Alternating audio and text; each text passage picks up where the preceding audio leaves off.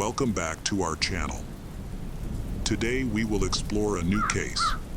The city of Claremont is currently facing a crisis due to a serial killer targeting women, causing fear even among local street dogs. A man, around 50 years old and noticeably out of shape, entered the courtroom. After a long time, one trait remained unchanged: his ability to conceal his emotions. His name is Bradley Robert Edwards, and yet, people preferred his newspaper nickname much more: the Killer from Claremont. Edwards is a wealthy suburb of Perth, the capital of Western Australia. The community lived in fear after at least 3 girls vanished without a trace. In response to these disappearances, Edwards faced a 7-month trial in 2012. The trial included around 240 witnesses and analyzed over 1,000 pieces of evidence. According to the Australian justice system, this investigation was one of the most complex, extensive, costly, and protracted in the country's history. It not only revealed the horrific crimes committed against the victims, but also shed light on the background of the Claremont killer, which contributed to his twisted behavior. Bradley Robert Edwards was born on December 7, 1968, in Australia. Little is known about his childhood, but some sources indicate that he attended elementary school in a town called Nungdale during the 1970s. After that, he went to high school and later worked for a communications company until 2016. Edwards also served as a timekeeper for a company that organized children's track and field events. He was often considered strange by those around him, as he openly discussed his unusual fantasies. There were also rumors that he stole women's underwear from dryers in nearby houses. Even while living with his parents, some teenagers claimed he had a collection of women's underwear at home. As time went on, Edwards developed an interest in wearing women's clothing, identifying as heterosexual. This may have been a fetish that led to a series of criminal and inappropriate actions towards girls. In February 1988, when he was just over 19 years old, he committed his first known attack. The victim was an 18-year-old girl who was sleeping in her parents' house. She had only a slight acquaintance with Edwards, as their previous interactions had not been very close. In fact, she was the sister of a young man who had attended high school with Edwards. The girl woke up in the middle of the night and immediately sensed someone sitting next to her. At first, she thought it might be the guy she had celebrated All Saints' Day with just a few hours earlier. However, she quickly realized that was not the case. Before she could make a sound, Edwards covered her mouth with his hand. The girl hurried to calm the intruder. She thinks that the person who broke into her room was her boyfriend. It seemed that he covered her mouth only so that she would not scream in fear and thus not wake up her parents. Unfortunately, she was mistaken. Edwards pulled her head back and attempted to cover her face with a rag. In that moment, the girl told him that she loved him, which momentarily startled Edwards. The girl reached out to touch the face of the person lying next to her, only to be slapped by him. It was at that moment she realized the person was not her boyfriend, but an intruder. In a panic, she fought back, scratching Edward's skin, which caused him to pull away. He quickly got off the bed and stood near the entrance of the room, wearing only a shirt. Realizing she was in danger, the girl began banging on the wall and screaming for her parents to wake up and help her. Fortunately, her cries frightened Edwards, and he fled, leaving behind a shirt that resembled a kimono and some evidence of his presence. This evidence became crucial in a major investigation that followed. Years later, Edwards's life had changed significantly. He met a girl by chance at a music festival in northern Western Australia. After their meeting, she ended her strong relationship with her boyfriend to be with Edwards, and eventually, Edwards moved in with her. The girl, whose name is not revealed, described her and Edwards's life as typical and rural. They owned several dogs and one horse. Each day, Edwards would drive her to work in his van before starting his own job. Occasionally, they would visit friends at a nearby farm for dinner or a barbecue. Overall, their life was unremarkable. As time passed, they began to consider marriage, with Edwards being just 22 years old at the time. It seemed that the idea of marriage was mostly pushed by his girlfriend, while he did not express much eagerness to take that step. One day, she started asking him questions about his intentions regarding marriage, which unhappy him. The following day, while working on a telephone connection at a local hospital, Edwards attacked a social worker. He approached her from behind and dragged her into a restroom. The victim fought back and managed to push him away. After that, he seemed to snap back to reality, standing next to her with a vacant stare. Although the victim escaped, the psychological impact of the attack had a lasting effect on her life. Later, after recognizing the attacker as an employee of a local telecommunications company, she reported him to his superiors. Surprisingly, instead of being fired, Edwards was promoted. Although this promotion occurred sometime later, it was clear that Edwards' employer supported him. His boss described him as a good worker who likely lost his temper due to personal issues. Edwards admitted his wrongdoing and promised to seek professional help. However, he was still convicted, though the charge was only for simple assault, which the victim strongly opposed. Until February 1995, Edwards' assaults did not appear to involve sexual violence. They mostly consisted of physical aggression and did not result in serious consequences, but they still affected the victims' lives. Meanwhile, his relationship with his common-law wife deteriorated over time.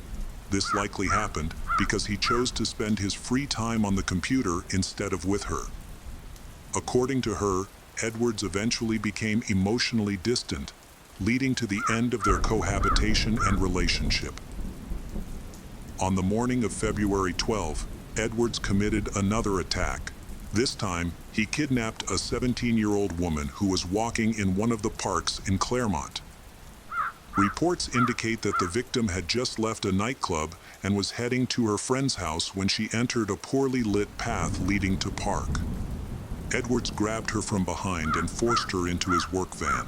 He told her to be quiet, but at times, it seemed she was too terrified to move. As he put her in the van, he covered her head with a canvas bag and tied her ankles with makeshift handcuffs before driving toward the cemetery. There, he acted out his violent fantasies. During this ordeal, the girl was so shocked that she couldn't make a sound. She was in disbelief that this was happening to her. When it was over, Edwards discarded her in the bushes and calmly left the scene. Once she realized he was gone, the victim opened her eyes and rushed to the nearest hospital for help. Almost a year later, on January 27, 1996, an 18-year-old secretary named Sarah Spears also went missing. She disappeared from a similar area after leaving a nightclub around 2:00 a.m. 6 minutes later, she attempted to call a taxi from a phone booth. Although Sarah lived in the south of Perth with her older sister, she gave a different address when calling for the taxi. By the time the car arrived, she was nowhere to be found, or possibly because the driver did not see her in the dark. Witnesses reported hearing loud screams on the night Sarah went missing in the area where she could have been. They also noted seeing an unusual van parked nearby, but no significant leads were found. Sarah grew up in rural Western Australia, where her father, Don, worked primarily as a sheep shearer, a common occupation in the area.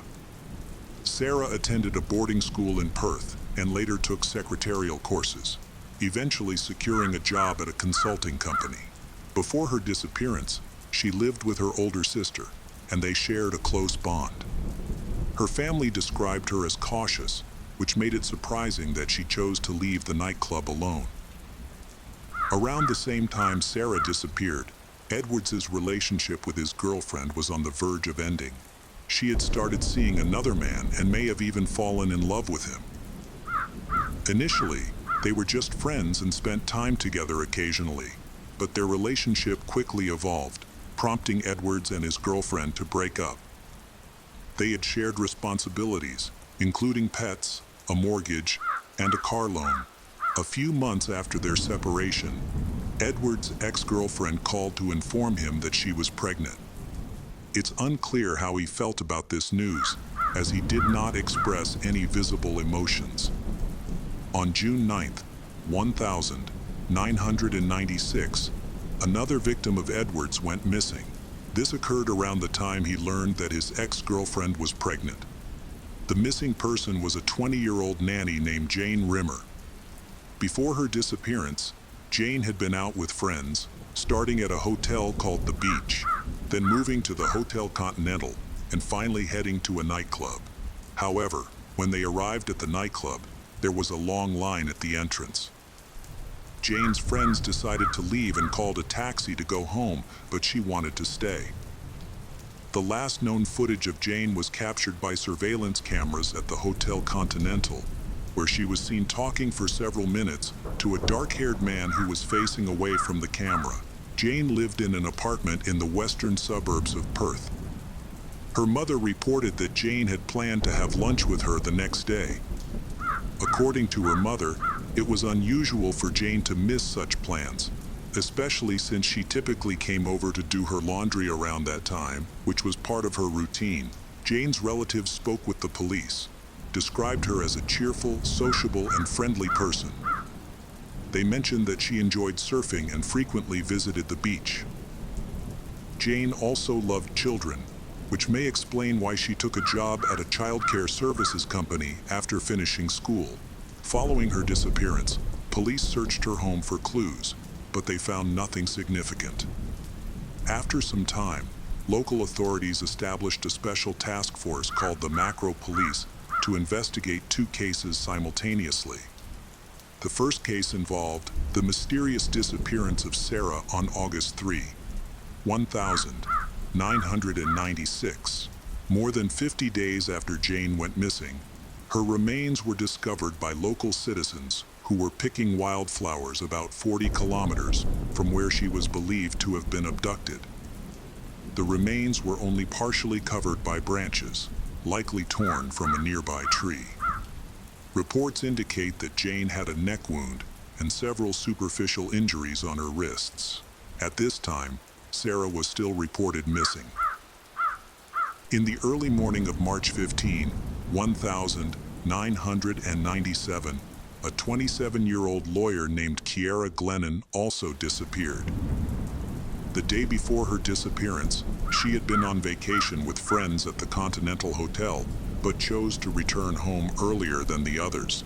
3 men near the bus stop reported seeing Kiara around 12:30 a.m. They noticed her walking south along the Steer Highway while talking to a man driving in a car beside her. Just weeks earlier, Sierra had celebrated her 27th birthday after returning from a year-long trip around the world. Back in Australia, she stayed at her family's home. Kiara was born in Zambia, but her parents, of Irish descent, moved to Perth when she was young. She studied ballet passionately until adulthood. In 1992, she graduated from the University of Western Australia with degrees in law and Japanese language. Soon after, she completed an internship at a large law firm and continued working there until her departure. Relatives and friends of Kiara described her as an energetic, resourceful, persistent, and strong-willed girl, highlighting her wonderful sense of humor. After she went missing, law enforcement agencies began to suspect the involvement of a serial killer. The Western Australian state government offered a $250,000 reward for information leading to the identification of the criminal, marking it as the largest reward ever offered in the country. Meanwhile, detectives searched Ciara's room for evidence, but most items were related to her sister's upcoming wedding. 19 days after Ciara's disappearance, on April 3, 1997, Her body was found by accident in a park, located several kilometers from where she was believed to have been abducted. Similar to Jane, Shara had a knife wound in her neck, and her body was partially covered with branches. Notably, the murders of Jane and Ciara occurred while Edwards was with his future partner, a woman with a 3-year-old daughter. He met she in April 1997 when he went to her workplace to fix lightning-damaged wiring. Edwards surprised everyone by admitting his love for his new girlfriend within just a month of their first meeting. Since that time, their relationship has been progressing quickly. In a home video that was later obtained by the authorities, Edwards appeared joyful as he played tennis with her young stepdaughter, he offering little girl helpful advice during the game. Furthermore, it was reported that he frequently organized picnics in parks, hosted guests, and lived an otherwise normal life. According to Edwards' new partner, perhaps the infidelity of his previous partner had hurt his feelings greatly. The police focused their investigation on taxi drivers for a few reasons. First, the victims were last seen trying to use taxi services, which led authorities to this theory. Second, some witnesses reported seeing a car near the locations where the abductions took place, suggesting a possible connection. Despite conducting extensive DNA and fingerprint tests on numerous taxi drivers, these efforts did not yield any results. By April of the following year, investigators identified a main suspect, a 40-year-old civil servant named Lance Williams, who was frequently seen driving in the area of the abductions. However, after a lengthy period of surveillance and questioning by police, Lance never confessed to involvement in any of the cases. By 2008, after numerous interrogations, authorities concluded that he was no longer a suspect. One person initially considered a suspect was Bradley Murdoch, but he was later ruled out. Interestingly, at the height of the investigation, a special task force of over 100 police officers from different departments was involved. Despite their numbers, the task force did not achieve significant results and was nearly completely disbanded. Following this, the department focused on investigating serious crimes took over the case. The first significant breakthrough came in 2009 when a DNA match was found. Forensic officer George Payton and senior researcher Lowry Webb managed to extract DNA from the decomposed remains of Ciara and sent it to the UK for testing. Although similar tests had been done in Australia and New Zealand before, they had not yielded any noteworthy findings. Police officers continued to search for clues. In one UK laboratory, a special testing technique was used. This technique not available in Australia, it could obtain results from even the smallest tissue samples. Later, specialists in Australia compared the DNA obtained from the samples to their database. They found a match with the DNA of a person who had committed crimes against a 17-year-old girl in a city cemetery in 1995. This finding led authorities to conclude that all these crimes were committed by the same individual. However, the understanding of the crime in Western Australia only evolved in 2015, when police confirmed the connections between the cemetery crime, the murder of Jane, Ciara, and an attack on an 18-year-old in his own room in 1988. It's important to note that during this earlier crime, Edwards accidentally left behind a nightgown containing his biological material.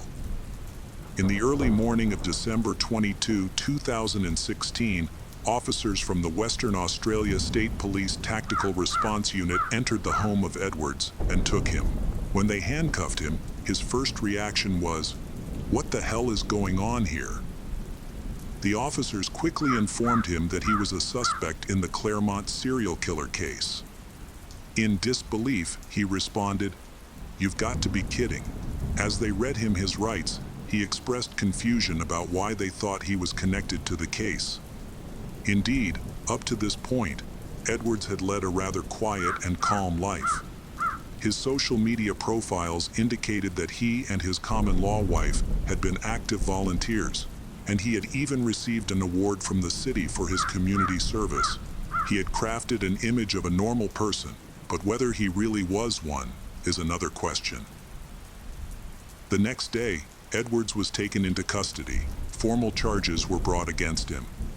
Some of these charges included aggravated murder, kidnapping, indecent exposure, and sexual assault.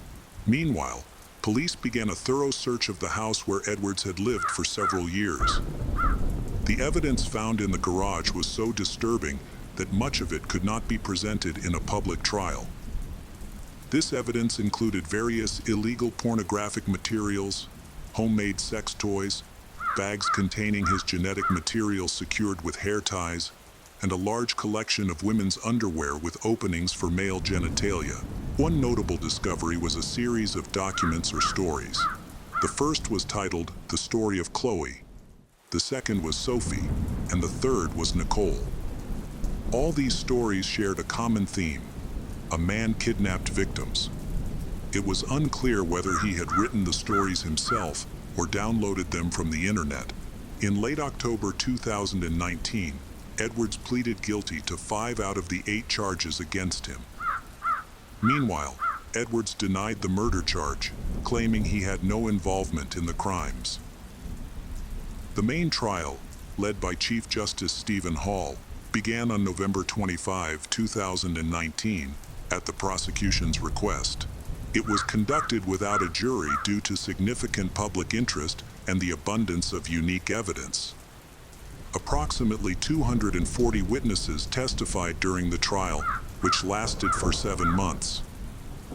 Throughout this time, Edwards chose to remain silent and did not provide any comments. He also declined to undergo a psychiatric evaluation that could have shed light on his motivations for committing such horrific acts. One of the key pieces of evidence came from the fabric fibers found on the victims' bodies during a thorough police investigation. A total of 98 fibers were collected, most of which matched the polypropylene fibers from the work uniform of Edwards. This uniform was custom-made for the company where he was employed, indicating that it couldn't have been purchased at a local store. Additionally, polypropylene fibers were discovered in Kiara's hair, and their composition and color perfectly matched the carpet in Edwards's work vehicle. He worked as a technician at a local telecommunications company, which meant he frequently drove a company car, a Holden Commodore executive station wagon with the Telstra company logo. He used this vehicle even outside of work hours. Witnesses, including a security guard from the cemetery, reported seeing this van parked near the cemetery without any apparent reason, this confirming it was the same car used by Edwards to abduct girls. Before that, the authorities were able to narrow down their list of suspects and track down the wanted criminal thanks to a relatively rare car. They might have made progress sooner, but they lacked crucial evidence, such as suspects' DNA. By September 2020, Edwards was convicted of the murders of Jane and Sierra, but he was found not guilty of the murder of Sarah Spears, resulting in no conviction for Sarah case. The sentencing was initially scheduled for December of the same year. Around that time, a woman who had been attacked in her bedroom in 1988 testified in court. She explained that she didn't see herself as a victim because she had survived the attack. However, she shared that since then, she has felt a constant fear every night, especially before going to bed, worrying that someone might attack her while she sleeps. The woman testified in court that she had been experiencing seizures, panic attacks, and sudden anxiety for a long time, and her mental health continued to decline. Another victim, who was kidnapped by Edwards and assaulted in a cemetery, stated that he robbed her of her youth. She found it difficult to articulate the profound effects this horrific experience had on her life. A third victim, who was assaulted in a city hospital, learned about Edwards' arrest when law enforcement contacted her. They informed her that the man who attacked her was a serial killer, which left her in shock. However, unlike many other victims, she was able to speak publicly about her experience and even wrote a book about it. Edward's first common law wife's partner also commented on the arrest, but he chose to remain anonymous. He expressed doubts about being the father of his daughter due to the recent events. Edward's second partner testified in court. She revealed that she began to question Edwards' honesty in the early 2000s. This prompted her to check his bank accounts, where she found that he was withdrawing between $300 and $400 every few days. She noted that she and Edwards lived modestly and often faced financial struggles. Meanwhile, Edwards' relatives defended him vigorously. His nephew, Adam Edwards, portrayed him as a generous, straightforward, and approachable person, insisting that he could not possibly be a serial killer. On December 23, 2020, Bradley Robert Edwards was sentenced to life in prison with a 40-year probation period. This sentence was unprecedented and marked the longest in Western Australia's history. When Supreme Court Justice Stephen Hall announced the verdict, applause erupted in the courtroom. The judge noted that although there were aggravating factors for each crime, there was not enough evidence to prove that Edwards posed a continuous threat to others.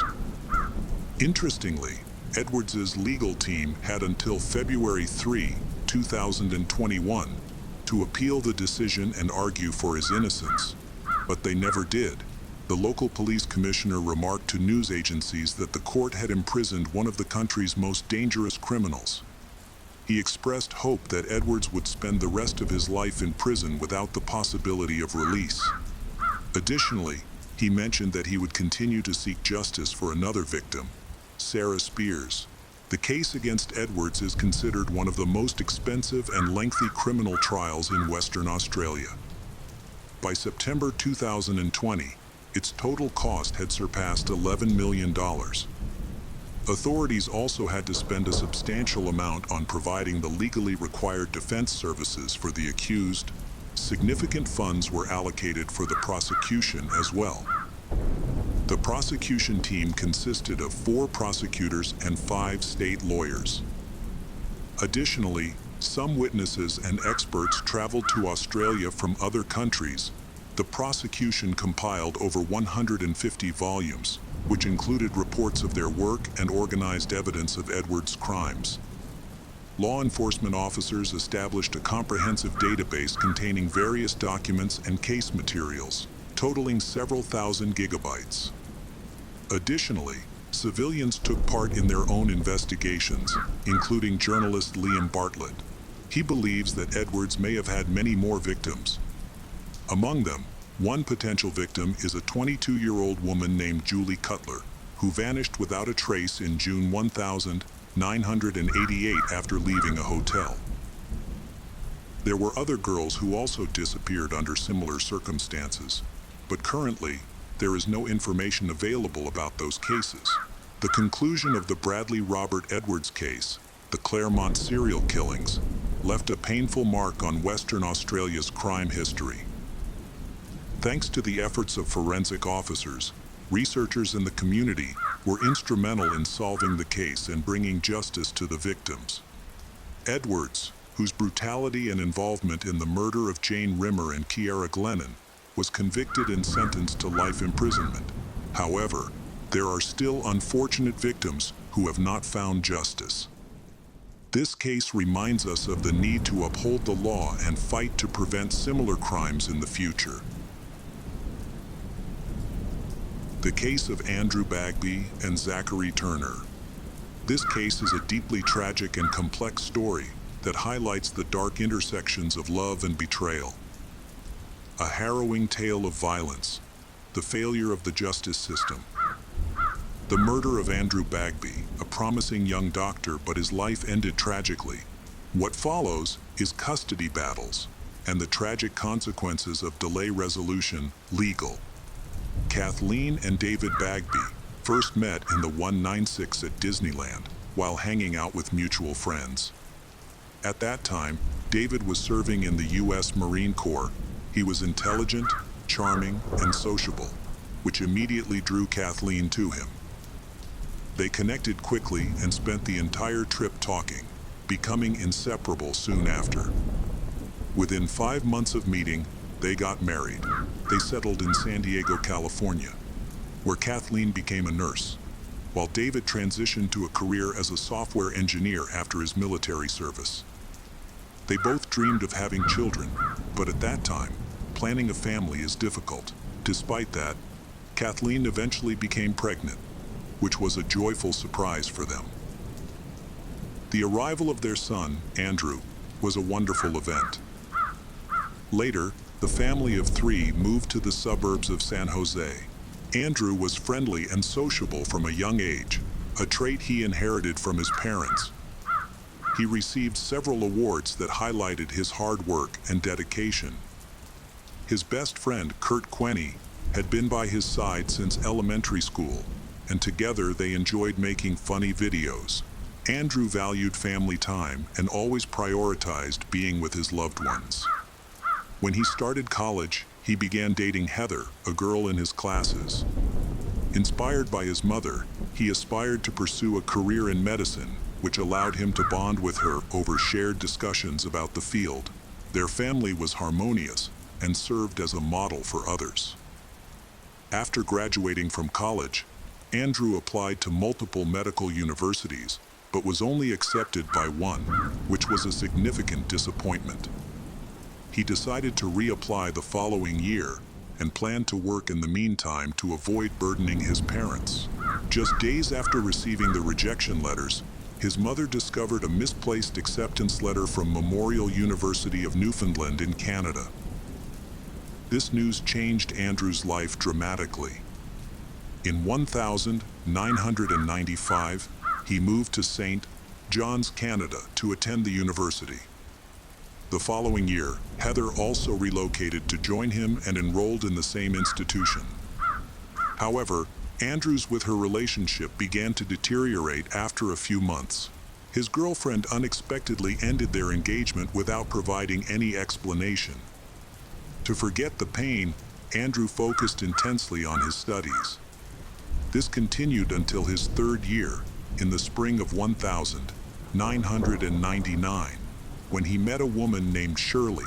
This marked his first relationship after his breakup with Heather. Initially, this news was received very positively by everyone, especially his family and friends, as they were afraid that Andrew would not have the desire to build a relationship after breaking up with his fiancée. However, the joy was short-lived. Shirley was significantly older than Andrew. He was 26, while she was already 38. This age difference led to some misunderstandings between them. Shirley had graduated from Memorial University and worked as a teacher for many years. However, in the mid-90s, she decided to return to school to pursue a medical degree. She graduated in 1998 and began working as a resident in various hospitals. By this time, she had developed a questionable reputation. She was frequently accused of mistreating patients and being overly confrontational. One of her supervisors even noted in a performance review that he felt she was trying to manipulate him during their interactions. Additionally, she had been caught lying multiple times, which often resulted in conflicts.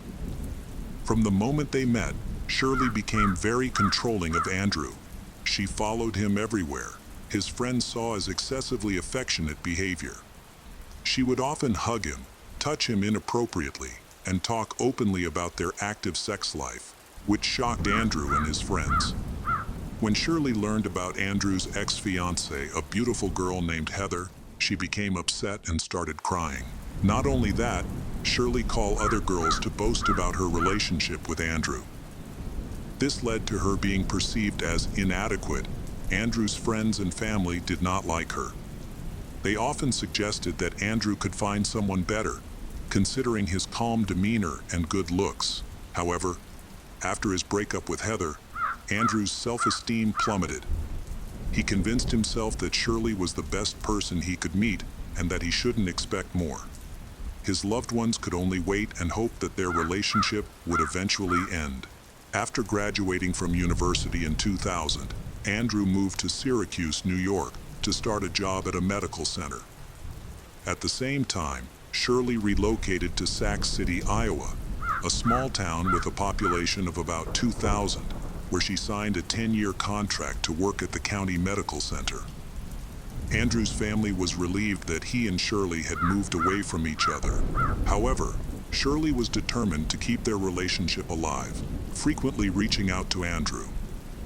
Andrew was busy with work and rarely had time to visit her, but Shirley made regular trips to see him. During the time apart, she often called him on his home or mobile phone. One day, Shirley visited Andrew and stayed until he had to leave for work.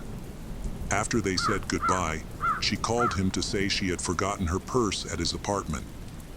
Andrew gave her his keys, but when he returned home after his shift, he found that many more items were missing than just her purse. This raised suspicions about Shirley's honesty. Despite feeling betrayed, Andrew thought he didn't deserve better and chose to stay in the relationship. Andrew quickly realized that he didn't like his new job and home, so about a year later, he moved to the small cozy town of Trop, Pennsylvania, which had a population of 88,000. In 2001, he decided to pursue a career in family medicine, and this town seemed perfect for it. The close-knit community appealed to him. Andrew imagined himself as a doctor and a true savior for such a small town, where everyone would know, love, and respect him. His dream was starting to come true, but then there was Shirley. She still wanted to be with him. However, by this point, Andrew was tired of their obsessive relationship and had fully focused on his work, so he insisted on breaking up. It seemed like Shirley didn't understand what was happening and continued to hold on to the hope that she could move in with him. Andrew began to ignore her, which led Shirley to become a stalker, even leaving him 30 voice messages a day. Despite his determination to end the relationship, in September 2001, Shirley informed him that she was pregnant and that he was the father. Andrew was happy about becoming a father, but did not want to be tied to such an intrusive woman. Whenever he spoke to a new girl, Shirley would find out and reach out to her, claiming that she was pregnant with Andrew's child. Unsurprisingly, these new relationships never lasted. During this time, Shirley was busy sharing the news about her pregnancy and claiming that Andrew would be a father. Initially, she considered having an abortion, but then decided to keep the baby. Her manipulations succeeded, and a month later, Shirley convinced Andrew to rekindle their relationship. They even started talking about getting engaged. At the end of October 2001, a meeting was held with Andrew's friends and family. They all witnessed Shirley being forced to return to Quince. Andrew hoped that after this, he would be left alone. But on the morning of November 5, 2001, just 2 days later, Shirley knocked on his door. He was on his way to work and didn't want to talk to Shirley, but she persuaded him that they needed to have an important conversation, so he allowed her to stay in his apartment. He suggested they meet at Keystone Park at 6 p.m. to talk. After working at the hospital all day, Andrew felt anxious. His co-workers noticed his distress and asked what was wrong. He explained that Shirley had shown up at his home again. They advised him to end things with her as soon as possible and not to waste any more of his life. Andrew mentioned he planned to meet Shirley that evening to finally break off their relationship and hope to feel free. Andrew plans to meet his best friend Simpson at a bar at 9:00 p.m. to celebrate his escape from an obsessive relationship. Simpson arrived on time, but Andrew never showed up. This was unusual for him, as he had never been late or missed a meeting before.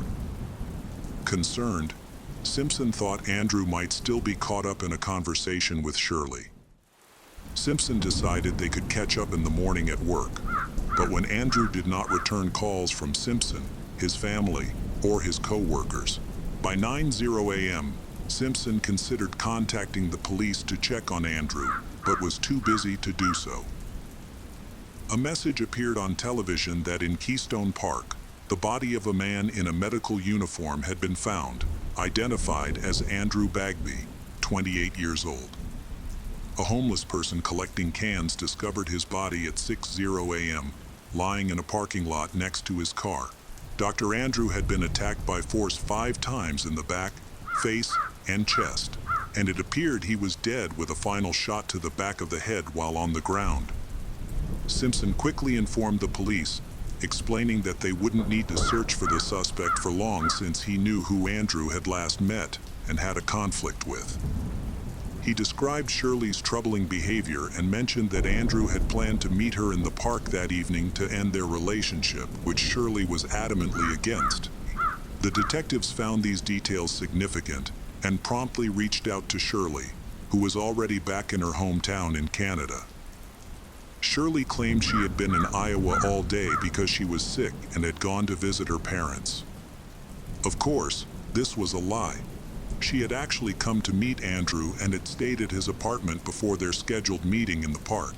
By this time, the police had interviewed numerous friends, colleagues, and family members of Andrew. They all pointed to Shirley as the only person with whom he had a conflict. No one believed her story. The most crucial evidence came from a witness who identified Shirley's car, a Toyota R4, which was discovered in the same parking lot. However, the authorities decided not to rush into pressing charges against her. They intended to use the next 2 weeks to gather a strong foundation of evidence. All signs indicated Shirley's guilt, and her false statement was quickly disproven. Witnesses and security camera footage confirmed that she was near Andrew's house early in the morning and later met him in the park shortly before the incidents occurred. According to the investigation, a woman purchased a .22 caliber weapon and received safety training on it. During the training, the instructor noticed a problem that caused a live bullet to jam next to a fired casing. What a coincidence, because Andrew had been shot with the same weapon. Detectives attempted to examine the weapon for ballistic evidence, but they was unable to find any. Shirley claimed she spent the entire day on November 5 resting in her bed in Iowa. However, she was caught lying when security camera footage and phone call recordings revealed she was actually on her way to Andrew. She left behind a significant amount of digital evidence, as she frequently called her ex-boyfriend Andrew, attempting to persuade him to rekindle their relationship. When Shirley arrived at Andrew's apartment early that morning, he let her in and allowed her to stay until he finished his shift. During that time, a pack of condoms went missing from his home, while a package with matching numbers was later discovered in Shirley's house in Iowa, where she returned after the shooting incident. This further confirmed that she was clearly pretending, as she completely forgot the sequence of events. It's strange that Heather is also mentioned in this tragic event. Although she usually avoided meeting, Shirley still found a way to confront her. Shirley immediately claimed that Andrew loved her more, that their intimate life was better, and that their love after his death would forever remain in heaven. Heather was so frightened by this that she requested a restraining order against Shirley. Interestingly, after the funeral service, Shirley almost immediately got ready and headed to Canada to assist the authorities. Andrew's relatives planned another funeral service and invited Shirley, hoping to lure her to the U.S., but she declined. As a result, the American police had to work with Canadian, but authorities due to bureaucratic challenges, which slowed down the process. Meanwhile, Shirley continued to live freely. On December 12, 2001, Canadian police arrested Shirley, but discussions about her extradition had not yet started due to additional bureaucratic issues. It was expected that she would remain in prison until these matters were sorted out. Surprisingly, she was released on bail the next day. As part of her bail conditions, she was required to surrender her passport and report to the police station every week. Her psychiatrist even contributed to her bail payment. At the age of 40, Shirley had to avoid contact with 8 individuals who had restraining orders against her, including her ex-husband. Investigators found her anxiety concerning as they reviewed her background. Shirley had been married twice and had 2 children from her first marriage. She had an affair with a man who later became her second husband, and they had one child together before divorcing. In 1993, Shirley lived with a roommate who was troubled by how Shirley treated her children. The roommate reported that Shirley often physically abused them, using her hands and other nearby objects. Unable to bear it any longer, the roommate moved out and notified the authorities about Shirley's actions. Witnesses also stated that Shirley physically assaulted her children and would leave them home alone for more than a day. However, her second husband contested these accusations, claiming she was a good mother. As a result of the investigation, in January 1990, Shirley gave custody of her children to their biological fathers and continued her life. In March 1996, Shirley began a relationship with a St. John's resident, Miles Doucet, who was 13 years her junior. After Doucet broke up with Shirley and moved elsewhere in Newfoundland, she began calling him repeatedly. In November 1997, Shirley confronted him in Halifax, Nova Scotia, and struck him in the jaw with her high-heeled shoe. After consulting with her parents, Doucet moved to Westtown Township, Pennsylvania, United States. In 1998, Shirley tracked the man to Pennsylvania, leaving threatening voicemails over the next year and visiting his apartment unannounced. He summoned state police on several occasions to order her to leave. On April 7, 1999, Doucet found Shirley lying semi-conscious outside his apartment, having ingested a total of 65 milligrams of over-the-counter medication in an attempt to self-harm. She was wearing a black dress, holding a bouquet of red roses, and had 2 suicide notes on her person. One was addressed to Doucet and the other to her psychiatrist. The latter read, "I'm not evil, just sick." Shirley was taken to the hospital, where she underwent gastric lavage. Ultimately, the investigators was revealed that she hadn't attempted self-harm. Instead, this was yet effort to manipulate the circumstances surrounding Andrew's death. Although Shirley's actions appeared alarming, they were typical for her. Her sense of impunity, the sympathy she received, and her lack of proper treatment allowed her to systematically torment those close to her. This ultimately led to a violent outcome. Shortly after being released on bail, Shirley held a press conference where she announced that she was 4 months pregnant. Upon learning this, Andrew's parents, Kathleen and David, sold all their belongings, emptied their savings, and moved to Canada to fight for custody of the child. Although it was only possible to say for sure after the birth, they were certain that the boy was Andrew's. He was born on July 18, 2002, and Shirley named him Zachary. The DNA test later confirmed that Andrew was indeed his father. When Kathleen and David arrived at the hospital, Shirley refused to let them into the room, and they were not allowed to see their grandson. Given Shirley's behavior toward her other children, Andrew's parents were worried about Zachary's safety and were frustrated by the slow pace of the Canadian legal system. They felt powerless and feared for their grandson's well-being while he was with his mother. The extradition process to the U.S. faced continuous delays for various reasons. Ultimately, they were only granted 1 hour per week to meet with Zachary, and these visits had to be supervised, as if they posed a threat to the child. They were even subjected to searches.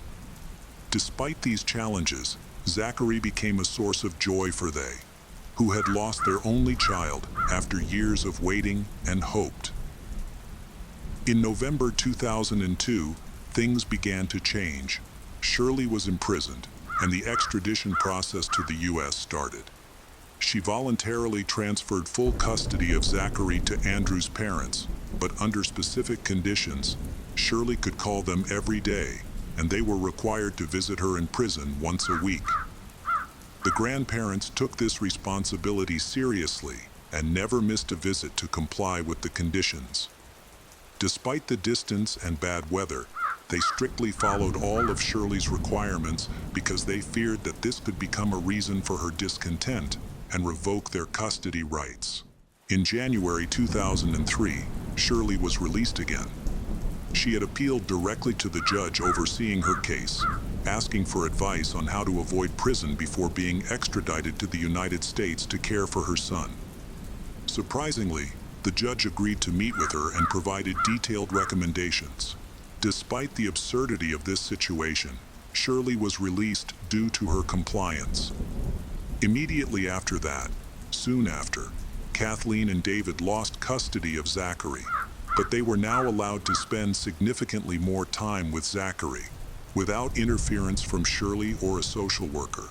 Although the Bagby family was unhappy with this arrangement, the judge insisted there was no reason to believe the child's life was in danger. This strange occurrence still happens, even though Shirley is suspected of murdering Andrew and has exhibited disturbing behavior while in prison, including threatening another inmate with a fork. While Kathleen and David harbored deep resentment toward Shirley for their son's murder, they worked hard to maintain their bond with Zachary. It became clear that Shirley was exploiting the situation. She began to abuse her freedom by frequently calling Andrew's parents at all hours, demanding financial support. They was forced to follow Shirley's lead, buying food and things for a woman who did not want to work and did nothing. She frequently brought up Andrew's death, a topic his parents wanted to avoid. Kathleen and David celebrated Zachary's birthday at McDonald's, where the boy ran to hug Grandma Kathleen, which angered Shirley.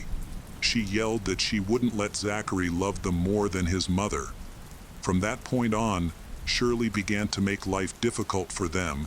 It seemed she wasn't genuinely interested in keeping custody of the child. Instead, she wanted to cause pain for Andrew's parents.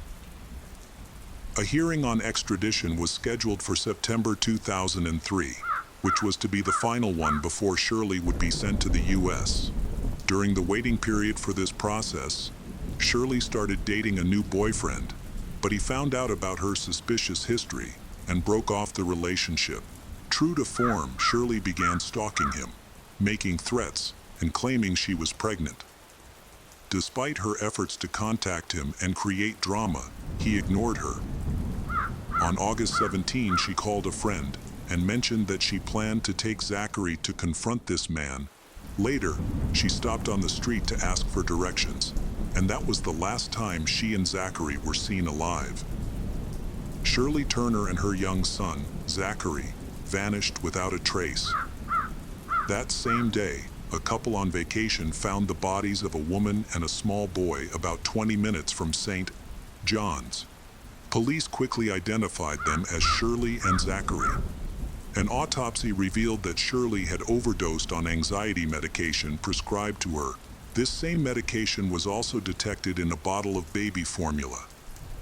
A witness reported hearing a suspicious crying sound from a child near the beach around 2:30 a.m., but he could not locate the source.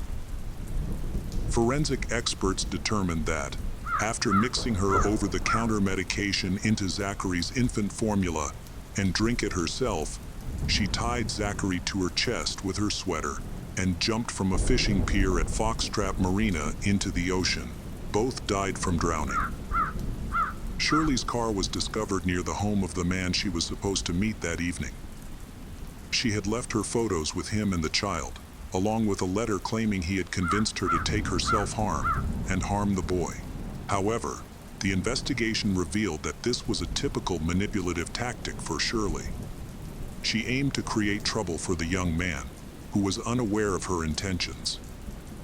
The investigators was also confirmed that she was not pregnant, which was another manipulation. The death of Zachary was devastating for Kathleen and David. They cremated him, just as they had done with Andrew, and scattered his ashes in the same location. David later confessed that he was so terrified for his grandson's safety and overwhelmed by the Canadian authorities that he fell into despair, so he contemplated harming Shirley. David wanted to take matters into his own hands and punish Shirley, who had shattered their family. He kept this plan from Kathleen and regretted not acting sooner. believing that if he had, Zachary would still be alive and they could care for him. Ultimately, he decided against this course of action, hoping that the final hearing would lead to Shirley's extradition to the U.S., where they could have more options and finally gain custody of Zachary, their only source of happiness. When they learned of Zachary's death, Kathleen and David were so heartbroken that they even considered ending their own lives. However, they ultimately chose to focus their energy on fighting for justice to ensure that such a tragedy would not happen again. To reclaim justice, Kathleen and David appeared on television in the U.S. to share their story. They expressed their belief that the Canadian law enforcement system bore the most responsibility for the tragedy. Simultaneously, they initiated a campaign against the psychiatrist who facilitated Shirley's bail, which allowed her freedom during the investigation.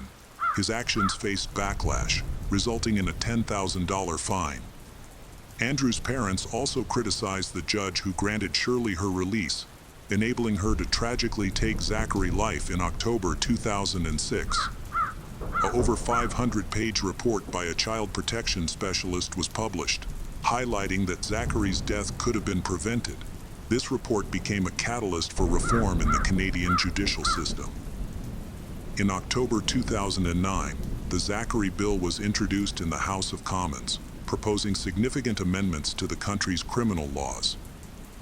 This legislation permitted judges to deny bail to individuals accused of serious crimes who attempted to evade justice, referencing the Shirley case.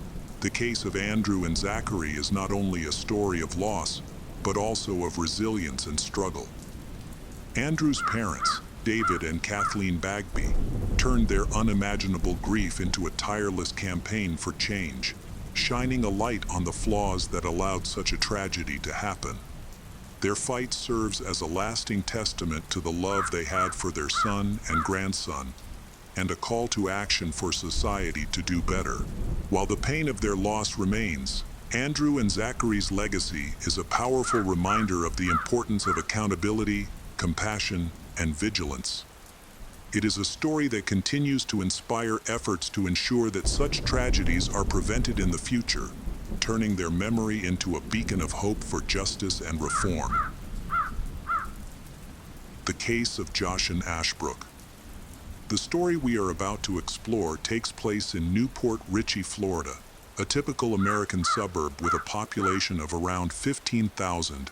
Located near Tampa, this area is known for its beautiful beaches and is generally a peaceful place with a low crime rate. Residents typically feel safe, and when crimes do occur, they are usually minor and not violent. However, the events of 2002 shocked the entire community. In the 20 Ruse, the Ashbrook family lived in Newport Richey. The family included Tara, Robert, and their 2 daughters. The eldest daughter, Joshin, was born on February 21, 1986, in Kokomo, Indiana, where her parents were living at the time. Due to job challenges, the family decided to move to Newport Richey to improve their financial situation. At that time, Joshin had just started walking, and her younger sister had just been born. Tara and Robert found jobs and their relationship was strong. They wanted to provide everything their daughters needed and help them discover their talents. They noticed Joshin had a passion for music and dance, so Robert encouraged her to pursue these interests. As a result, Joshin began taking music classes and taking voice lessons. Joshin shared this passion with her younger sister, who happily followed her lead. What started as a simple hobby soon became a focused pursuit, and Joshin became increasingly dedicated to honing her talent.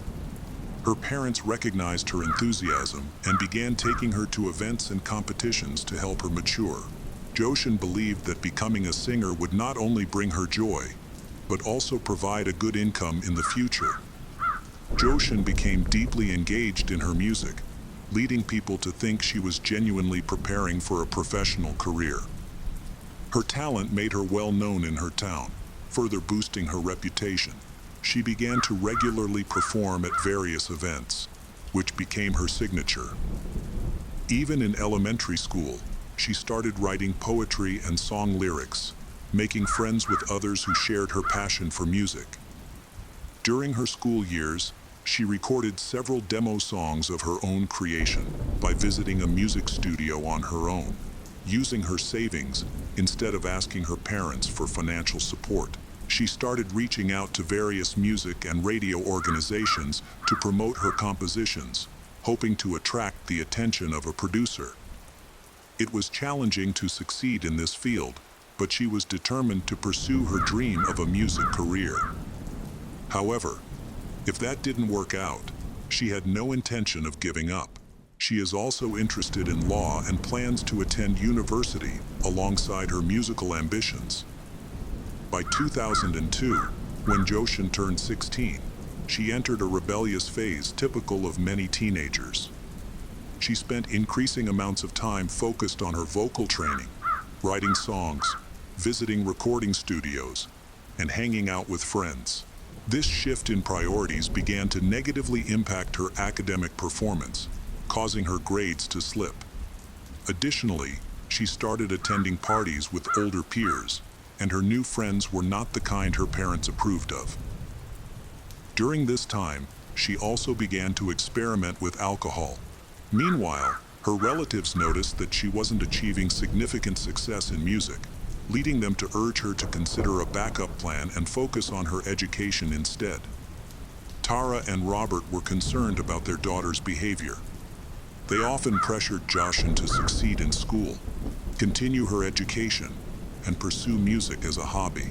Her parents worried that if she didn't graduate, she wouldn't be able to get into college, which they believed would hinder her chances of achieving musical success. Their efforts to help Joshin deal with her teenage challenges often resulted in arguments and misunderstandings. After one such incident, Joshin ran away from home, and this soon became a regular occurrence. Her parents tried to control their teenage daughter by keeping her at home, but their efforts failed. Joshin often ran away at night, only to return in the morning. Initially, this behavior upset her parents even more, but over time, Tara and Robert realized that pressuring her wasn't working. They decided to ease their control temporarily, so their daughter could settle down. Although she still ran away frequently, her parents became less anxious. On July 30, 2002, Joshin went for a walk with friends, leaving home late in the evening. She returned around 2:00 a.m. after attending a party. When she returned home, her parents woke up and immediately noticed the smell of alcohol and marijuana on her. This angered her mother, Tara, who lost her temper and accused her daughter of being disobedient and behaving inappropriately. Tara insisted that her daughter cut off her friends, whom she considered a bad influence. Meanwhile, her father, Robert, chose to stay out of the argument. He had witnessed similar confrontations many times before. He did not want to resort to violence and damage his relationship with Joshin. So Robert let his wife resolve the conflict herself. However, they could not control Joshin's behavior. She stormed out of the house, slamming the door behind her. After calming down, Tara went to bed, hoping that they would resolve their differences by the next morning. When Tara and Robert woke up in the morning, they noticed that Joshin had not returned. They began to worry. Tara remembered the phone numbers of all the friends Joshin might have slept with, but when they called, there was no sign of her at any of them.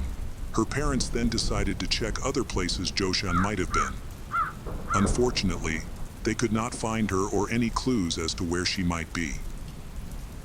As night fell, the Tara became increasingly panicked, and the Robert made the decision to report her missing at the nearest sheriff's office. However, Joshin was well known to the local police due to previous incidents of running away, so her parents' report didn't receive much attention at first. The police tried to reassure them and suggested they go home to wait for their daughter to come back. The parents reported a recent argument to the police, saying that their daughter had not returned home that morning, which was unusual for her. None of her friends knew of her whereabouts. This situation seemed different from Joshin's previous elopements. but the police remained skeptical. They assumed that teenage girls often needed time to calm down after an argument and believed that she would return soon. However, her parents also realized that they would have to wait at least a day after Joshin went missing before filing a report. So Tara and Robert returned home, hoping that they would find Joshin there. Unfortunately, she had not returned. Her parents couldn't wait any longer. They didn't waste any time. Her family searched for Joshin all over the city, but their efforts were unsuccessful. The next morning, when the electrician was on his way to work, he passed by a familiar stretch of road. Then he saw something suspicious on the side of the road. When he got closer, he realized it was a body. This scared him, and he quickly called the police. When the police arrived, they confirmed that the body belonged to a girl between the ages of 16 and 18. They quickly decided to investigate recent missing persons reports, which led them to believe that the victim was Joshin. Unfortunately, the photo provided by her parents was not very helpful, as her face was disfigured. The police chose not to rush to call in relatives to identify the body, wanting to avoid causing them distress.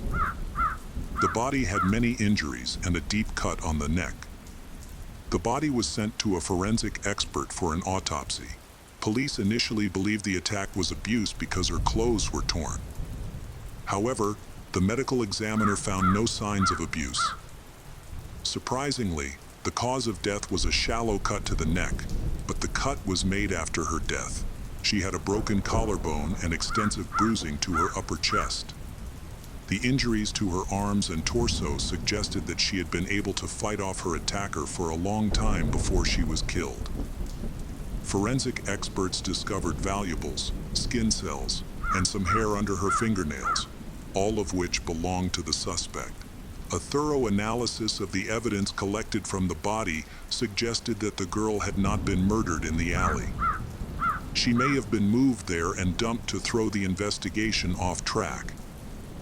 Tire tracks were found in the nearby wooded area, likely dating from around the time the body was moved. After experts confirmed that the body was Joshin's, her family was informed of the tragic news. They came to identify the body, which was a heartbreaking moment for them. During her initial conversation with the police, Tara suggested checking on their neighbor, John Hansen. She recalled that he had been accused of molesting schoolgirls, but Tara was unable to provide any specific details. When police arrived at the address, they found only John's wife. She told police that he had moved away a few months before the incident. He lived out of town and the couple was planning to divorce. According to her, he was out of town at the time of the attack, so he could not have been involved. Police also investigated John and found no history of violence or any criminal record. Contrary to what Tara had said, he was ruled out as a suspect, and police turned their attention to analyzing the evidence they had collected. The tire tread patterns were particularly noteworthy, along with skin particles and hair believed to belong to the potential perpetrator. A thorough analysis of the tire prints revealed that a similar pattern matched 7 different tire brands. This information helped police significantly narrow down their search area. They also determined, based on the depth of the tire tracks, that the vehicle was not a passenger car or a truck, but possibly a pickup truck. On July 31, police received a call from a woman reporting that she had seen Joshin that morning. This information helped establish a timeline. The witness mentioned that a girl who introduced herself as Joshan had called early in the morning and wanted to speak to her son, but the young man was out of town at the time. Joshan asked if she could leave him a letter. The mother agreed to deliver the letter. Joshin did indeed come to her home around 9 a.m. and gave her son an envelope. According to the witness, when Joshin arrived, she got out of a red pickup truck. The driver was a man in his 40s with short hair. During the exchange of envelopes, the witness did not notice anything suspicious, except that Joshin seemed to be in a hurry. She could not see the driver's face clearly and could only provide a rough description. The witness remembered not only the letter, but also the phone number Joshin called. There was no evidence or anything unusual in the letter. It simply stated that Joshin wanted to break up with the guy. When police called the number provided by the witness, a man named Philip Thompson answered. He explained that on July 31, he was driving home early in the morning with his daughter when he encountered a hitchhiker on the road. He decided to give her a ride. The hitchhiker was Joshin, who had asked to use his cell phone to call an unknown woman. She then asked for a ride home to deliver an envelope to a friend, and Philip agreed to help her. They stopped at a supermarket, but after Joshin got out and walked in an unknown direction, police asked Philip to come to the station to give a formal statement. He agreed but never showed up, either that evening or the next day. The police viewed this situation as alarming. They attempted to call Philip again, but could not reach him. This raised further suspicion about him. The police officers then investigated his officially registered phone number. They discovered that Philip was a criminal with a record of several misdemeanors and a murder conviction. He had previously been charged with the murder of math teacher Gary Thorne, who was found dead in his home. During a search of his home, police found items stolen from Gary's home, linking him to the brutal murder. Although Philip never confessed, he was sentenced to many years in prison. His lawyers continued to work to get him released, and due to several errors by the judge, they were able to have the case reviewed. After a retrial, his sentence was reduced to 6 years and he was released early. After being released, the Philip found work as a laborer on a construction site, where he met a woman named Marta, who was a foreman. Marta was a single mother raising a daughter, and together they later had a daughter named Patricia. Over time, their relationship deteriorated for unspecified reasons, leading to a divorce and a custody battle over Patricia. In 2002, Philip unexpectedly gained custody of his daughter, despite his troubled criminal record. He continued to live with her, but he was implicated in a murder case when Joshin was found dead, and he was reportedly the last person to see her alive. Police tried to contact Philip, but he never picked up his phone. They then decided to investigate the supermarket that Philip claimed he visited with Joshin. Police obtained the store's surveillance camera footage and analyzed it. They discovered that Philip and Joshin had indeed been to the supermarket on July 31, the day of the disappearance. Philip was seen parking at the mall with Joshin and his daughter Patricia. After shopping, they left and Joshin gave a letter to her boyfriend's mother. Unfortunately, at the time, there were few surveillance cameras on the streets, making it difficult to track Philip's movements. Philip was wanted, and his case attracted considerable media attention across the United States. There were many clues from witnesses. Among them, some useful information emerged that helped locate Philip. When his friend contacted the police, he had been living with Philip and his daughter for several months. He gave Philip's address, which led the police to his last known address, where they found crucial evidence. During a search of the apartment, they discovered a small nightstand with bleach stains and small blood stains that were later confirmed to be those of the murdered Joshin. Additionally, a red pickup truck was registered to Philip. From that point on, the police began treating him as a fugitive killer. Police spoke with Philip's daughter Patricia, who recalled a recent trip with her father. During the nighttime ride home, she fell asleep in the car. She woke up to find her father stopping the car and letting a strange girl in, who introduced herself as Joshin. Joshin shared that she ran away from home and asked for a ride. She was looking forward to going to Los Angeles to showcase her songs and become a famous singer. After a while, Joshin asked to use the phone, and they stopped several times at a store and a house. They eventually came to a river, where they swam and fished. Then Patricia fell asleep. When Patricia woke up, she found Joshin was no longer in the car. When she asked her father where the strange girl had gone, he did not answer. For months, police had no idea where Philip was. He seemed to have disappeared completely. He didn't make any phone calls or pay any bills. He kept himself so well hidden that police began to wonder if he was still in the country. Then, almost a year later, during a check on a suspicious car, a patrol officer discovered a clue about Philip. It turned out that the person in the car was a friend of Philip's.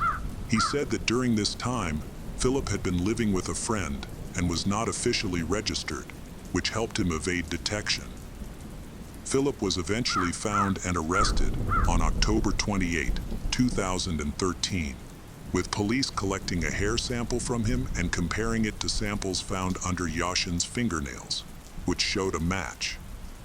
Philip's pickup truck tires also matched the prints found at the crime scene. Despite the overwhelming evidence against Philip, he refused to talk to police and would not confess to his guilt. During the trial, the prosecutor's office presented a timeline of events to the jury. After leaving home, Yashin got into a car driven by Philip, who was accompanied by a young woman named Patricia, who made Yashin feel safe. He drove Yashin to a store and helped deliver mail, acting in a way that made her trust him. However, when his daughter Patricia fell asleep, Philip took the opportunity to attack her, possibly with the intent to rape her. Yashin fought back, stopping the attack, which enraged Philip. In his rage, he killed her and then returned to his apartment. After Patricia woke up, Philip took her to her mother and then returned to dispose of the body and clean up the scene. During the trial, many were shocked by Philip's behavior. Yashin's mother, Tara, accidentally glanced at Philip, who immediately responded with a wink and a smile, showing no remorse for his actions. Although he pleaded not guilty, the evidence against him was strong enough for a jury to find Philip Thompson guilty of first-degree murder. On December 1, 2008, he was sentenced to death, as the death penalty is practiced in Florida. His verdict was later challenged with the support of his attorney. In 2024, Philip's death sentence was commuted to life in prison without the possibility of parole. The case of Amy Harwick. Amy Harwick was born in 1981. She was abandoned by her biological parents at the maternity hospital and was soon adopted by another family. She grew up in a small town in Pennsylvania. At the age of 20, she moved to Los Angeles with plans to pursue a degree in psychology. However, because she needed money to make ends meet, she was unable to attend college right away. During the day, she worked as a bartender, and at night, she danced at nightclubs across the city. Over time, Amy saved enough money to pursue her education. She earned a master's degree in clinical psychology, followed by a doctorate. She then opened a private practice and assisted clients who other professionals were unwilling to take on. Many of her clients included adult film actors and sex workers. According to her close friend, Robert Koshland, she developed a deep fascination with death. This is evident in her unusual collection of objects, such as a real coffin and a real collection of poisons in her home. In 2017, Amy met Drew Carey, a 60-year-old comedian and well-known TV host. On Valentine's Day, Drew introduced Amy as his girlfriend on his show. He shared that he met her at a party. It was 2017, and Amy was working part-time as a bartender. He was captivated by she and fell deeply in love. He admitted he had insecurities about his appearance, but said that being with Amy made those insecurities disappear. Later that year, he and she got engaged. When he looked back on their relationship, Drew said that they had a great time together. However, as both Drew and Amy were well known in Los Angeles, negative anonymous comments about them began to surface online. She worried that this would negatively affect her reputation as a therapist. She suspected her ex-boyfriend, Gareth Pursehouse, was behind them, because he is very jealous when he sees her close to other men. After a while, her relationship with Drew suffered. They argued frequently, mainly over their employment contracts. Although they went to therapy together, it did not work. Eventually, they decided to divorce amicably and lost contact. In 2020, the night before Valentine's Day, Amy unexpectedly messaged Drew, saying that she would really like to meet him and talk. Drew responded that he wanted that too, and that he loved her. On the early morning of February 14, 2020, Amy scheduled to meet her friend, Cleopatra Slowe, for a walk in Los Angeles. When Cleopatra arrived at her house, she invited Cleopatra in because she wasn't ready yet. They went up to her beautiful bedroom, which had a small balcony and plenty of natural light. She quickly got ready and ended up wearing only a red cardigan. During the walk, Amy played the role of a local guide, leading Cleopatra through the winding streets of the Hollywood Hills. She pointed out her favorite sights and shared stories about the area. They stopped for breakfast at the Beechwood Cafe, where Amy expressed how happy she was and how well her life was going. From the outside, it seemed like everything was perfect. That evening, Amy had plans to attend a burlesque show at the Globe Theater. She dresses very beautifully, choosing a beige velvet dress, a black leather jacket, boots, a handbag, and a rosary necklace with a cross. The show began around 7:00 p.m., and she met her friends there. The group took photos together using a small Kodak film camera. Around the same time, Amy's neighbor, Michael Herman, was in his room on the second floor. He suddenly heard the sound of breaking plates, which he assumed was Amy, who lived above him, making noise. He dismissed it and went back to sleep. Looking at the photos of Amy and her friends from that evening, they all appeared to be incredibly happy. Amy's friend Tosh later said that they had all been thrilled with the shows and had so much fun.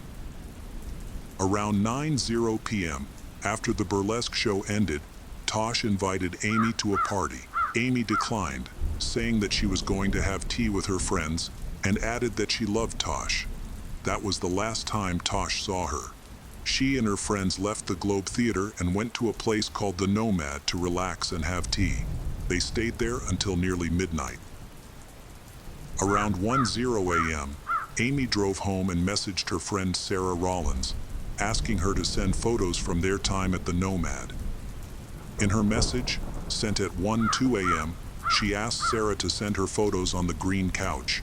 Amy then went up the stairs to the third floor and entered her room. Suddenly, she was attacked. Her screams immediately woke her neighbor. The neighbor heard her body hitting the floor and uneven scream, indicating that someone had covered her mouth. So she started yelling to scare off the attacker. She then tried to get help, but got trapped in her yard. Determined, she climbed over a high metal fence, injuring herself in the process. Reaching a nearby house, she banged on the door for help, but no one answered. Luckily, around 1:00 a.m., a man passed by and used his cell phone to call the police. When police arrived at 1:14 a.m., they found Amy lying in the yard below her bedroom balcony.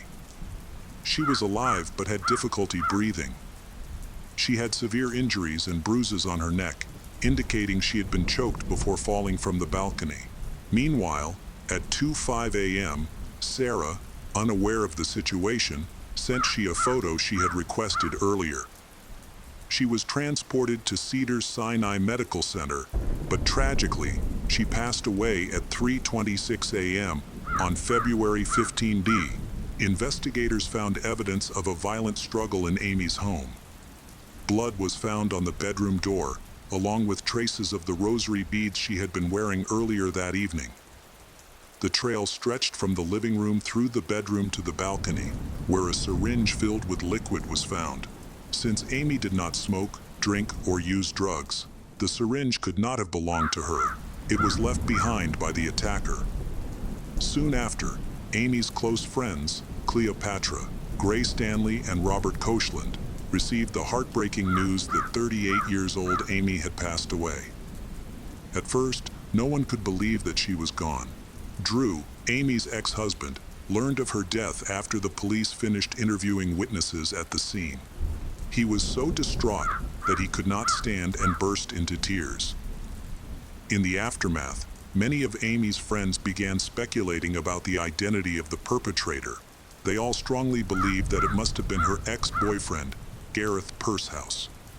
A close friend, Robert, went to the police station and informed them about Gareth, Amy's ex-boyfriend, whom she dated years ago. He was a software engineer, comedian, and photographer. According to Robert, he had repeatedly attacked she. The police discovered reports and 2 restraining orders that Amy had filed against Gareth. In one report from April 2011, she had written that he had thrown her to the ground, covered her mouth to stop her from screaming, and kicked her. In mid-May of the same year, she had filed another statement, saying that they had had several arguments, during which he had choked her, pushed her against the wall, thrown a pencil case to the ground, hit her head on the floor, and punched her. After these incidents, he would often apologize, express regret, and expressed his love for her. At the beginning of their relationship, Amy and Gareth seemed very different. She wanted a good, trustworthy partner. When she met Gareth, she believed he was the man of her dreams, charming, handsome, and athletic body.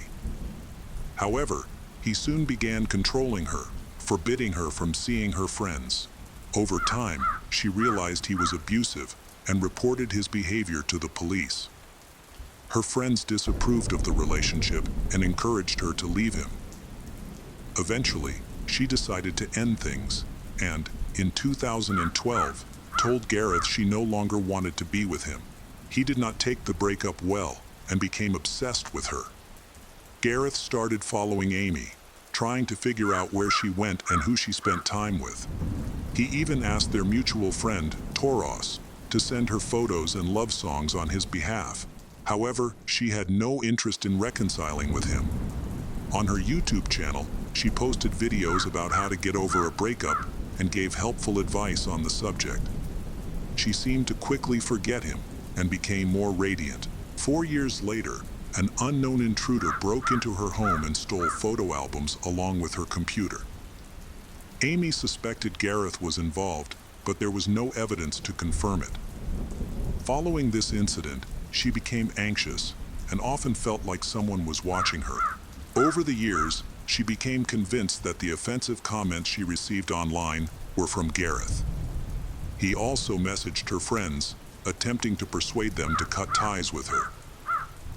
On January 16, 2020, Amy crossed paths with Gareth for the first time in 8 years. Amy, a psychotherapist, had been invited to the annual X-Biz Award ceremony, where Gareth was working. When he saw her, he became enraged. He shouted at her in front of about 100 people in the hall that she had ruined his life. His anger turned to sobs as he collapsed to the floor. She and he spoke privately for 45 minutes, under the supervision of security personnel. Later, Amy shared details of the encounter with her friend Robert. According to Robert, she told Gareth that he needed to move on with his life and stay away from conflicts. Although she believed she had calmed him down, she admitted that she was left feeling upset and uneasy. She told Robert that she wanted to share her phone location with him, saying that if anything happened to her, it would be because of Gareth. Concerned for her safety, she planned to purchase pepper spray and improve her home security. 2 weeks after the incident, Amy made an unexpected request to her family. She told them that if she died, she wanted to be buried in an open casket with a beautiful headstone. Just a day before Valentine's Day in 2020, Amy sent a message to Drew. He was glad to hear from her and looked forward to possibly seeing her again. However, this turned out to be their last communication. The tragic news of Amy's death soon shocked the nation. 13 hours after her death, detectives arrived at Gareth's home and charged him with her murder. At his residence, investigators found a syringe similar to one discovered on Amy's balcony. It was filled with nicotine liquid, which raised suspicions that Gareth planned to use it to kill Amy. In September 2021, a year and a half after his arrest, Gareth appeared in Los Angeles Superior Court for a preliminary hearing. Reporters were not allowed inside. Prosecutors discussed Amy's autopsy, which documented defensive wounds on her arms and hands, burst blood vessels around her eyes consistent with strangulation, and bruises on her neck. Evidence against Gareth included DNA matching his, found on Amy's door, her living room floor, and under her fingernails. The prosecution revealed that the struggle between her and him lasted about 6 minutes. During the hearing, the defense raised doubts about whether the evidence had been properly collected and tested, as well as whether Gareth had even been present at the scene that night. He denies all charges, and his lawyers claim that there is no evidence from the prosecution to prove that he was the one who caused the incident. They also argue that, even if he had been present at the scene, Amy's fall from the balcony could have been an accident. Amy's friend, Robert, claims that Gareth was responsible for the crime because he intended to kill her. Otherwise, he would not have been carrying a syringe filled with nicotine. While nicotine-related deaths are rare, there have been cases of such crimes, such as Paul Curry's conviction for poisoning his wife, Linda, with nicotine in 1994. Dr. Neil Benowitz, a renowned nicotine expert who authored a report on this case, explained, "If nicotine is taken orally or absorbed through the skin, it takes longer to act because the absorption process is slower. However, when injected intravenously, it can cause death within minutes." During the hearing, Amy's friends testified about her fear of Gareth and the measures she took to protect herself. These included installing a home security system, buying pepper spray, and allowing Robert to track her phone. After Amy's death, Robert accessed her email account and uncovered a critical piece of evidence, a letter written by Amy. In this letter, she described an encounter with Gareth at an XYZ awards ceremony. She recounted that he had begun screaming, saying that she shouldn't be there and asking why she was there. He was sobbing, twitching his face upward, and shaking. Forensic psychologist Chris Mahandy commented on an email from Amy, stating that the email reflected what she had experienced. In the email, she wrote that what scared her was that Gareth had been obsessed with her for 9 years, that he was cruel and intentionally trying to hurt her. This message underscored that she would never have invited he to her home, as she wanted nothing to do with him and was deeply afraid of him. None of Amy's friends believed that she had accidentally or intentionally fallen from the balcony. Amy's close friend Grace Stanley testified at the trial and shared a text message in which Amy expressed concern about Gareth.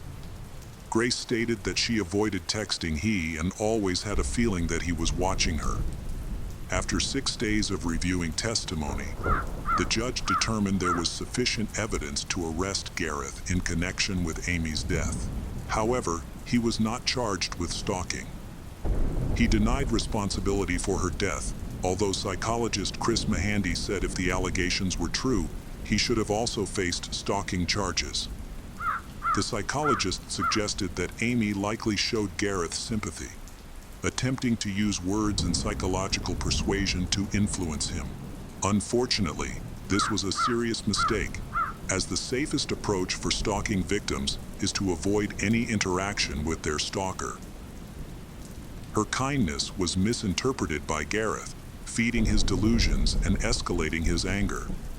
Gareth was eventually arrested, but his preliminary court hearing was delayed multiple times, eventually rescheduled for October 25, 2020. If found guilty, he could face a life sentence without the possibility of parole. More than 2.5 years after Amy's death, Drew said that Valentine's Day will never be the same. He admitted that he's not sure if he wants to host dinner on the occasion again, and he really doesn't. He expressed his hope that her tragic death would raise awareness about domestic violence and stalking in other families. He noted that in this country, almost everyone knows at least one woman who has been a victim of domestic violence, and that it's a serious issue that many people don't fully understand. Gareth Pursehouse, Amy Harwick's ex-boyfriend, was sentenced to life in prison without parole on December 6, 2023. He was convicted of first-degree murder and first-degree burglary. The jury also determined that ambush was an aggravating factor in the case. Amy's parents have been incredibly appreciative of the outpouring of support and help from their daughter's friends. They are relieved that justice has been served and that Gareth has been held accountable. Meanwhile, Amy's friends are planning to create a memorial in her honor and for all victims of domestic violence. The case of Timothy McNeil. On July 19, 2007, two police officers responded to the home of 60-year-old Timothy McNeil on Merrick Drive in San Diego, California. Timothy had returned home around noon to have lunch with his stepdaughter, Bray Hansen. During lunch, a masked intruder entered the home and shot Timothy in front of Bray and then quickly fled the scene. Bray called 911. When the police arrived, they found Timothy lying face down on the floor in a pool of blood and was dead. Timothy was wearing a shirt but no pants, which seemed unusual. He may have been changing clothes at the time. Bray was in shock after witnessing the murder of her loved one. She was very distraught, so the police helped calm her down. Bray was the only person who survived the attack and was able to help identify the attacker. Bray was 17 at the time of the incident, and her testimony was invaluable to the police. Once her panic subsided, Bray recounted that a masked armed man entered their home. He ordered her to tie Timothy's hands and then bound her own hands as well. The attacker was aware of a safe containing money and valuables in the house and demanded that Timothy open it, but Timothy refused and was shot. The assailant then fled through the open back door. Police arrived to investigate the scene and quickly discovered a Magnum .357 revolver, which was likely the murder weapon. This weapon was sent for forensic analysis. During the investigation, police found a phone on the pool table and were puzzled as to how Bray could have dialed 911 if she was tied up and the phone was there. The police, accompanied by search dogs, thoroughly searched the areas surrounding the house in hopes of finding more evidence and witnesses. One neighbor mentioned hearing 4 loud pops but didn't think much of them at the time, not realizing they were gunshots. It wasn't until 20 minutes later, when police and special service helicopters arrived and cordoned off the area, that he understood something serious had happened. He then approached the police for more information. Many other neighbors shared similar experiences, with several providing crucial details. They reported seeing a young man run out of Timothy's house in broad daylight, climb over the fence and run down the street. During the search and inspection of the crime scene near the back entrance, police discovered 2 important pieces of evidence: scraps of dark fabric from clothing that the suspect had left behind while fleeing. Along the path leading from the house, they also found a black mask hanging from one of the trees. DNA from the suspect was likely to be present on these clothing items. It was a very hot day, and the police believed the suspect was sweating, so all these materials were sent for further examination. Forensic experts later determined that the scraps of fabric were the remains of a t-shirt the attacker may have been wearing. The gun found at the scene was confirmed to be the murder weapon and was registered to Timothy's second wife, who had died several months earlier. She had kept the gun in her nightstand, leading police to suspect that Timothy's killer was someone close to him. Timothy, a respected lawyer. His family, friends, and neighbors were shocked by his murder. When the police investigated him, they learned that Timothy had lived a clean and upright life, avoiding any connection to trouble or danger. Those who knew him considered him a devoted family man, a good friend, and a man of good humor. He was also a good lawyer, showing remarkable talent in court and not losing a case in many years. A successful lawyer may have encountered a powerful rival who wants to eliminate him, prompting police to investigate the possibility. A survey of Timothy's colleagues revealed that he had several enemies, but no one thought this would lead to such a violent attack on Timothy's home. Police suspect the motive for the crime was related to his family. Timothy had a daughter named Erin McNeil from his first marriage. Erin often mentioned that her father was very kind and skilled at solving problems. During conversations, it became clear that Timothy had been married twice. His second marriage was to Doreen, who had a child from a previous relationship. Timothy met Doreen at his law office when she sought help with her divorce. They connected over their shared experiences as divorced parents with children. Doreen's daughter, Bray, got along well with Timothy's family. She was an excellent student and aspired to become a lawyer like Timothy. Bray was also fluent in French and developed a strong bond with Timothy, who embraced her as his own daughter from the moment he met Doreen. Timothy was remembered by his family as a loving father. When his daughter Erin learned of the incident, she quickly contacted Bray. However, Erin was unable to contact she directly. Bray was being questioned at the police station to provide vital information. One detail from Bray surprised the police. She said that her attacker had used an electronic device to change her voice to sound like a cartoon character. This was unusual for such crimes, as attackers usually try to appear scary rather than funny. Another strange detail emerged during the interrogation when the name Nathaniel was mentioned. Bray accidentally mentioned the robber by this name when talking to the police. However, when the police asked further, she became nervous and denied saying so. This raised the police's suspicions. It seemed likely that Bray was hiding something, prompting them to investigate her further. Unbeknownst to her, the interrogation was being recorded, capturing everything she said. The questioning lasted several hours, after which Bray was taken to her Aunt Bonnie's house, a place she chose because it made her feel safe after the incident. The strange behavior of Bray continued to raise suspicions. Police felt that she was withholding information. When Bray saw a police sketch of the suspect, based on descriptions from neighbors who had seen him running down the street, she pointed out a difference. She mentioned that the suspect's chin looked more square, but it puzzled the police how she could know this since she hadn't seen his face during the crime. Her Aunt Bonnie overheard this comment and began to question Bray's credibility. At the station, Bray reiterated her statement, but struggled to explain how she could identify the attacker's face despite him wearing a mask. After reviewing Bray's statement, the police determined that she had lied. As a result, Bray became a potential suspect in the case. Less than 12 hours after the incident, around 11 p.m., officers arrived at Bonnie's home to arrest Bray Hansen, who was suspected of murdering her stepfather, Timothy. When the officers expressed their suspicions, Bray stood up, turned around, and put her hands behind her back. She did not resist or deny her guilt. The police interpreted this as a sign that she was involved. If she were innocent, she would have resisted arrest. Bray then revealed to the police the details of a dark plan targeting Timothy. The girl insisted that she was not at fault. She mentioned that she had unwittingly become involved in a plot orchestrated by her brother Nathaniel.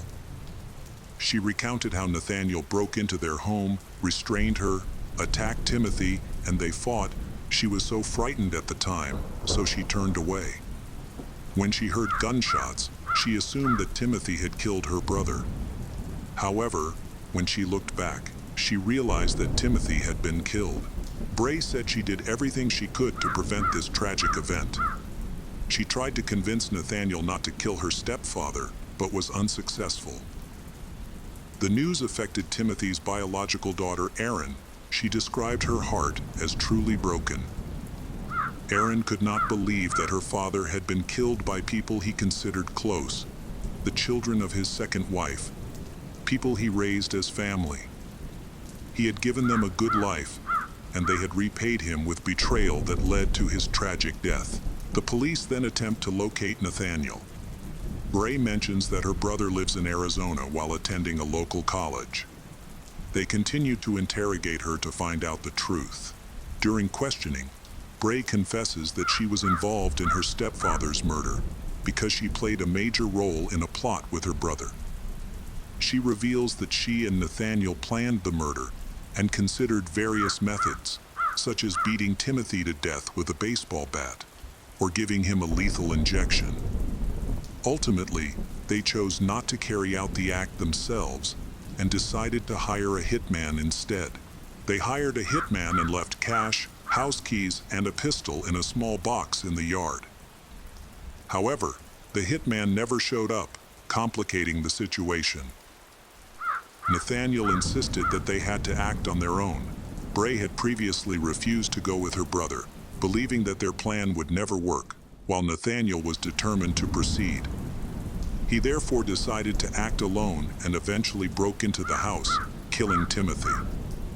The police did not believe Bray's testimony, suspecting that she was hiding something. The police therefore continued to pressure her with leading questions to incriminate Bray. Eventually, she became confused and admitted that she had conspired with her brother. Bray arranged to have lunch with Timothy and informed Nathaniel about it.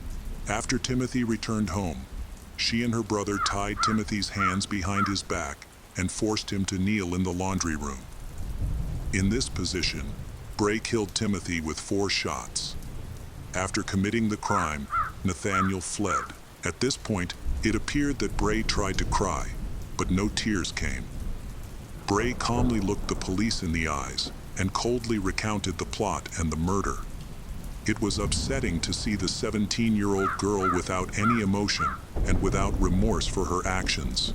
Throughout her testimony, Bray repeatedly blamed her brother for the crime. Bray claimed that she was too scared to tell the truth when she called the police because Nathaniel had threatened her. If Nathaniel were caught, she would also go to jail. However, her explanation raised many questions. They quickly located Nathaniel in the middle of the night. Police then tracked him down and went to his home to arrest him.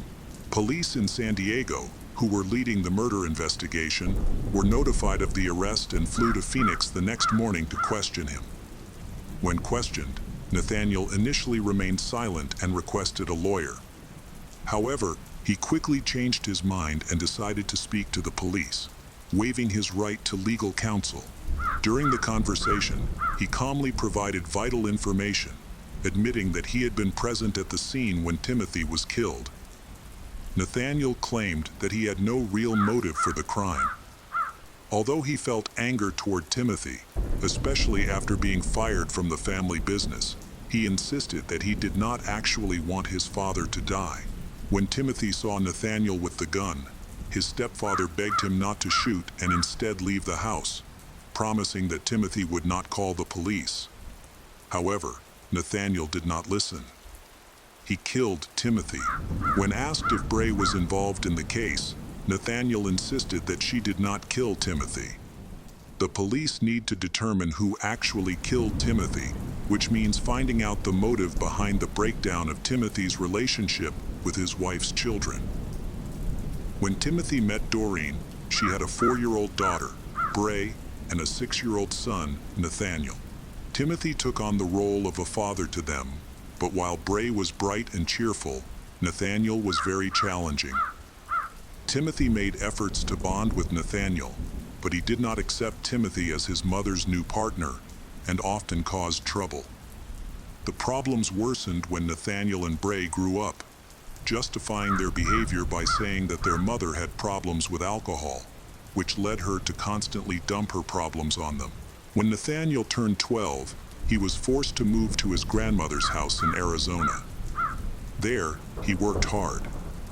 As he grew older, he developed a knack for computers and became a responsible young man.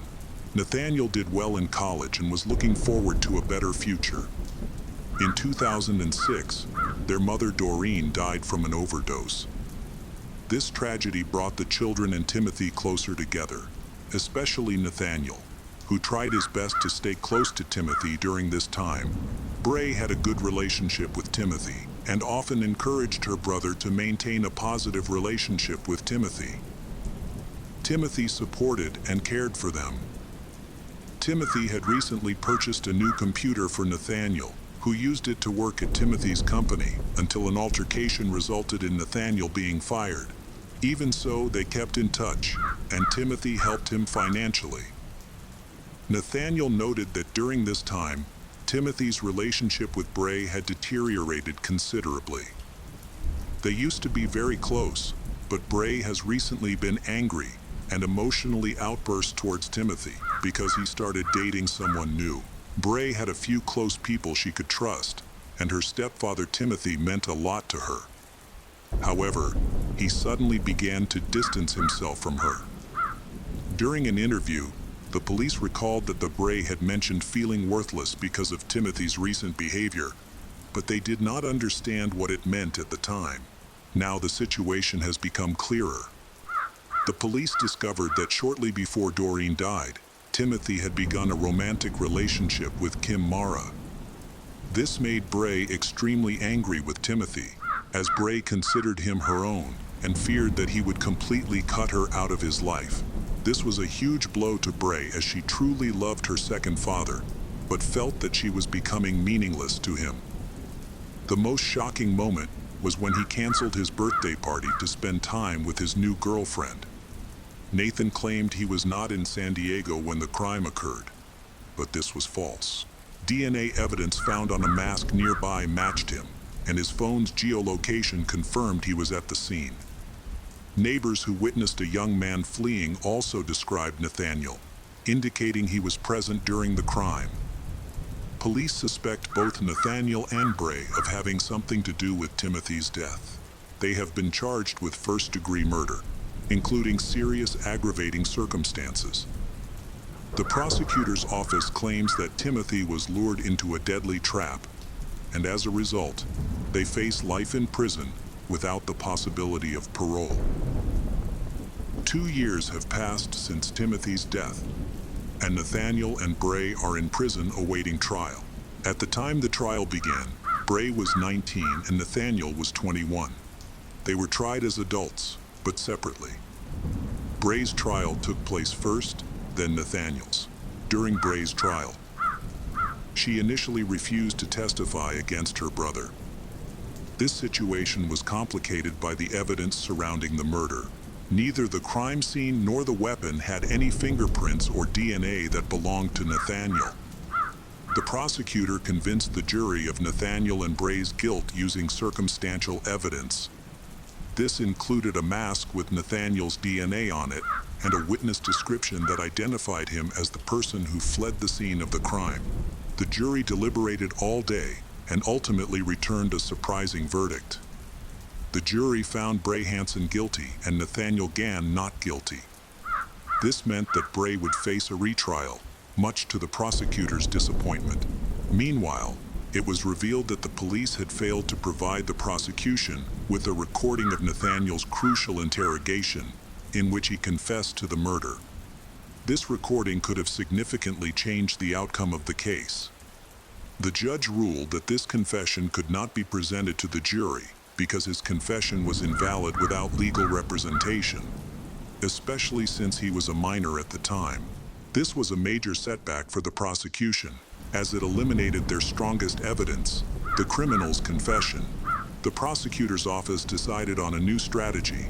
They would question both Bray and Nathaniel at the same time, with the goal of holding both men accountable. The evidence would be considered by 2 separate juries.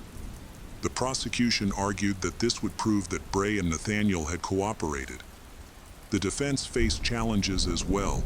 Nathaniel was easier to defend because his confession could not be presented to the jury. In contrast, Bray's confession, which was recorded on camera, was admitted as evidence in court. The defense attorneys argued that Bray initially intended to execute the criminal plan out of revenge against their father, but later changed her mind. Meanwhile, her brother Nathaniel went through with the plan. The prosecutor's office argued that the idea for the murder came from Bray, who wanted her stepfather dead because she felt abandoned. However, Bray's attorney convinced the jury that Nathaniel had coerced her into the plan by threatening her with a gun and preventing her from escaping. The situation was complicated by numerous lies, which made the jury skeptical of the unproven claims. Additionally, Bray's confession was recorded, and the jury had the opportunity to view the video. At this point, a new character emerged, an informant who had been Nathaniel's cellmate while he awaited trial. The informant said that Bray had significant influence over Nathaniel. She initiated and convinced Nathaniel to commit the murder. The informant's testimony matched what Nathaniel said during his interrogation. However, Bray's defense was quick to point out that Nathaniel had a history of convictions for dishonesty, in an attempt to cast doubt on his testimony and sway the jury against him.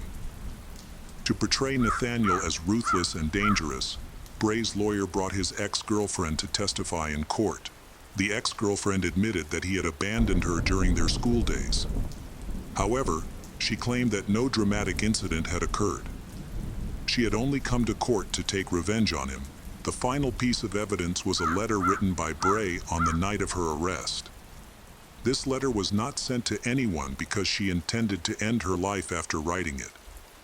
In the letter, she indicated that killing Timothy would be easy, quick, and clean. Bray confessed her guilt in this letter and expressed that she never intended to back out of the plot. The trial lasted 2 weeks, and the jury, who will review the evidence and reach a verdict. Bray was indifferent to the outcome, saying she had thought about taking her own life since she was 11 years old. The jury returned a swift verdict in Bray's case, taking just 6 hours to decide. In contrast, the jury in Nathaniel's case deliberated for 2 days, as they found his guilt to be a more complicated matter. Ultimately, both were convicted of first-degree murder. Nathaniel Gann was sentenced to life in prison, but eligible for parole after 25 years. Bray Hansen, on the other hand, received a harsher sentence because the jury determined that she was the one who set him up, which was considered an aggravating factor. As a result, she will spend the rest of her life in prison without parole. Timothy's family was pleased with the verdict. Timothy's biological daughter, Erin, expressed sympathy for Nathaniel and Bray. Erin noted that she grew up mostly with her mother and had less contact with her father than Bray and Nathaniel. Erin got married on the first anniversary of Timothy's death. The date had been set before the tragedy, and the couple decided not to postpone the wedding. In 2015, Bray successfully appealed her sentence, which was reduced to 26 years. The case of Christina Long. Christina Long was born on March 17, 1989, in Fairfield, Connecticut, USA. In 2001, due to serious family problems, she moved in with her Aunt Shelley. Her mother, Beth Franzak, had been addicted to drugs for many years, which caused her life to deteriorate. She witnessed her mother's decline firsthand, which deeply affected her. The home Christina lived in became chaotic and unsafe, as her mother frequently hosted men involved in the sale of illegal substances. Consumed by her addiction, her mother paid little attention to her well-being. She was neglected, which was starting to have a serious impact on her daily life and her performance at school. Teachers reported the matter to social services. When social workers came to check on her, they found her mother in critical condition. Fortunately, Christina was not seriously damaged and was still trying to keep up with her studies, daily activities. Although it was not easy for her, unlike her mother, she did not use drugs. Social services decided to move her in with her Aunt Shelley, who was qualified to take on this responsibility. The service staff assessed Christina's father's condition. However, his condition was not much better than that of her biological mother, Beth. Although Christina's parents' marriage initially seemed to be excellent, just 2 years after her birth, her parents divorced. Her biological father chose not to remarry and instead embarked on a decadent lifestyle. He changed girlfriends frequently and paid little attention to his daughter or Beth, who was dealing with a serious addiction. It was clear that he was not the right person to care for Christina, a 12-year-old girl. Ultimately, it was concluded that his living environment was too dangerous and unsuitable for her. As a result, Christina was removed from this harmful situation and placed in a safer, more supportive environment. Custody was given to her aunt, Shelley Raylan, the only person who genuinely cared for the girl and wanted to help her. At the time, Shelley was 51 years old and working as a sales agent.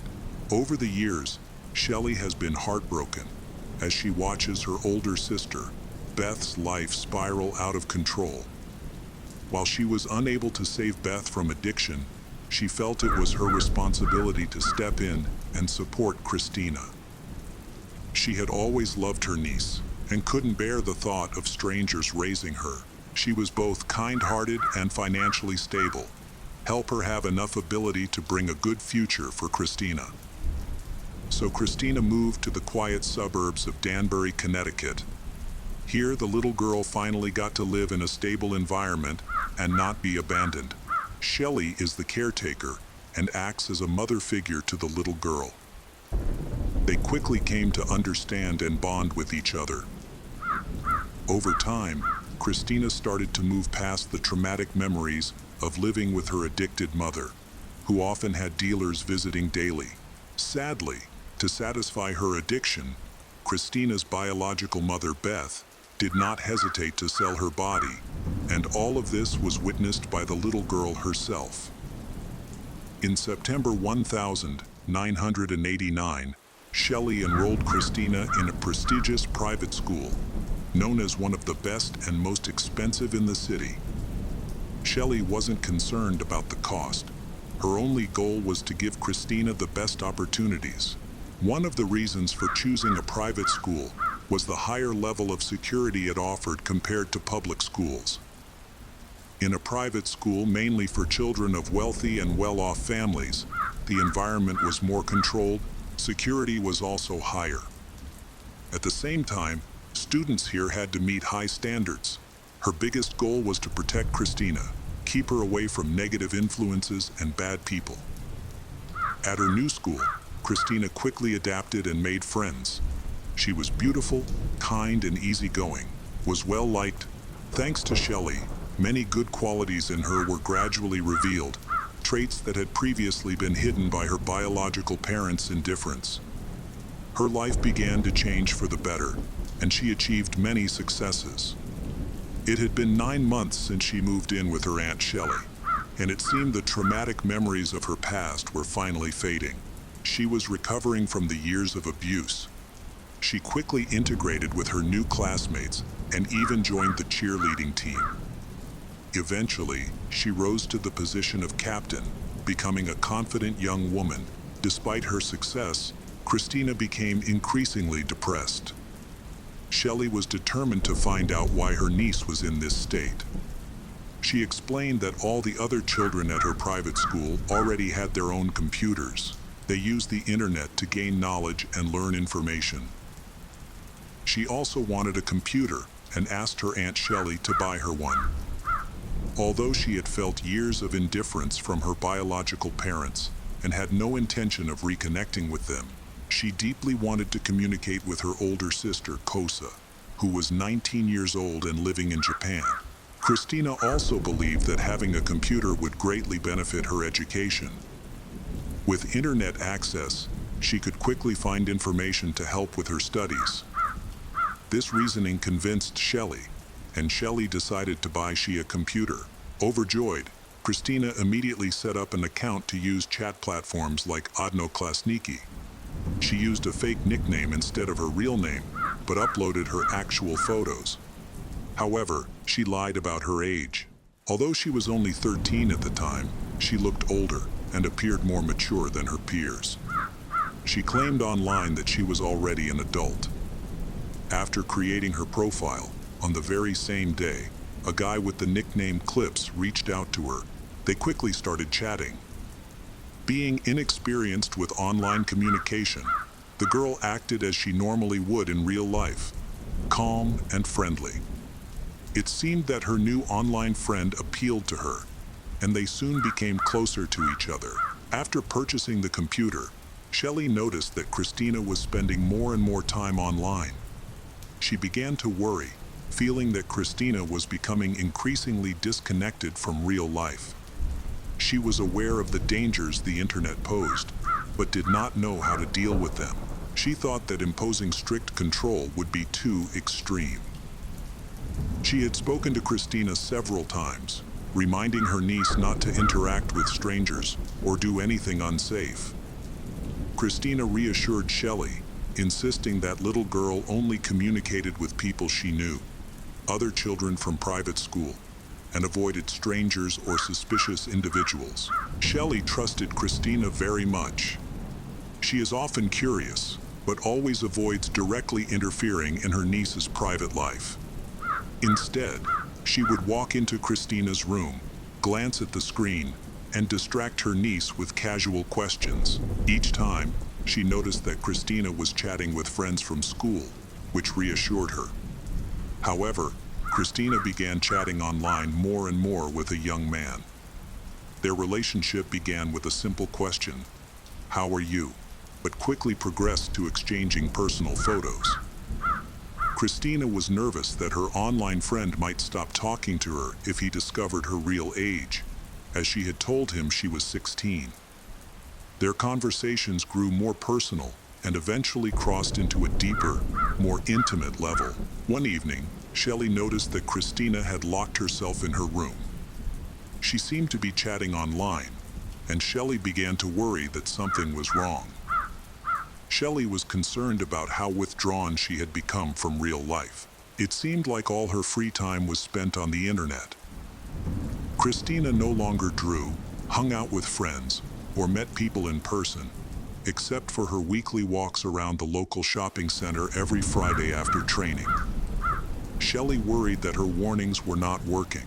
That evening, Shelley knocked on the door to talk to her, expressing concern about her condition. However, as usual, Christina just said she was talking to her friends and refused to open the door. In fact, Christina was texting Clips at the time. Before going to bed, he messaged her, saying he wanted to meet her in person and would come to see her on May 17, 2002. This message excited Christina because everything happened so quickly and was so new to her. She was eager to meet him, but knew her Aunt Shelley would disapprove. Shelley had always warned her about the dangers of talking to strangers online, and had warned her many times about the possible consequences. But Christina felt differently. She believed everything would turn out fine, and began dreaming about the future. She thought that this young man could be the love of her life, and had shared it with her friends. While many people meet online and build genuine relationships, there are also major risks. Behind the perfect online profile could be a bad and dangerous person, a criminal who uses social network to lure innocent victims into a trap. Christina was aware of these dangers, but chose to follow her heart. She was determined to meet Clips no matter what. Christina planned to meet him on May 17. She had told Shelley beforehand that after cheerleading practice, she would go to the mall with some friends. Shelley was happy to hear this because she had been worried that Christina might have problems if was too absorbed in the virtual world. She was relieved that Christina seemed to be reconnecting with the real world. However, in reality, Christina was planning to meet her online friend. As the day of the meeting approached, Christina anxiously awaited the day, continuing to hide the truth about her plans. She wasn't bothered by the fact that Clips, her online friend, never shared his real name or showed his face in photos. He introduces himself as a healthy young man and a basketball player. Christina herself is also healthy, but looks more mature than her age. Thanks to their common interests, the two quickly find common ground in conversation. On the morning of May 17, a young man named Clips called Shelley's house. Shelley couldn't tell Christina at the time because she was at school. Later, she attended training, came home to change clothes, and got ready for a shopping trip. Shelley planned to drive her to the mall, where she was supposed to meet her friends. Since she often went shopping with her classmates, her behavior didn't seem unusual. During the drive, Shelley asked Christina about Clips.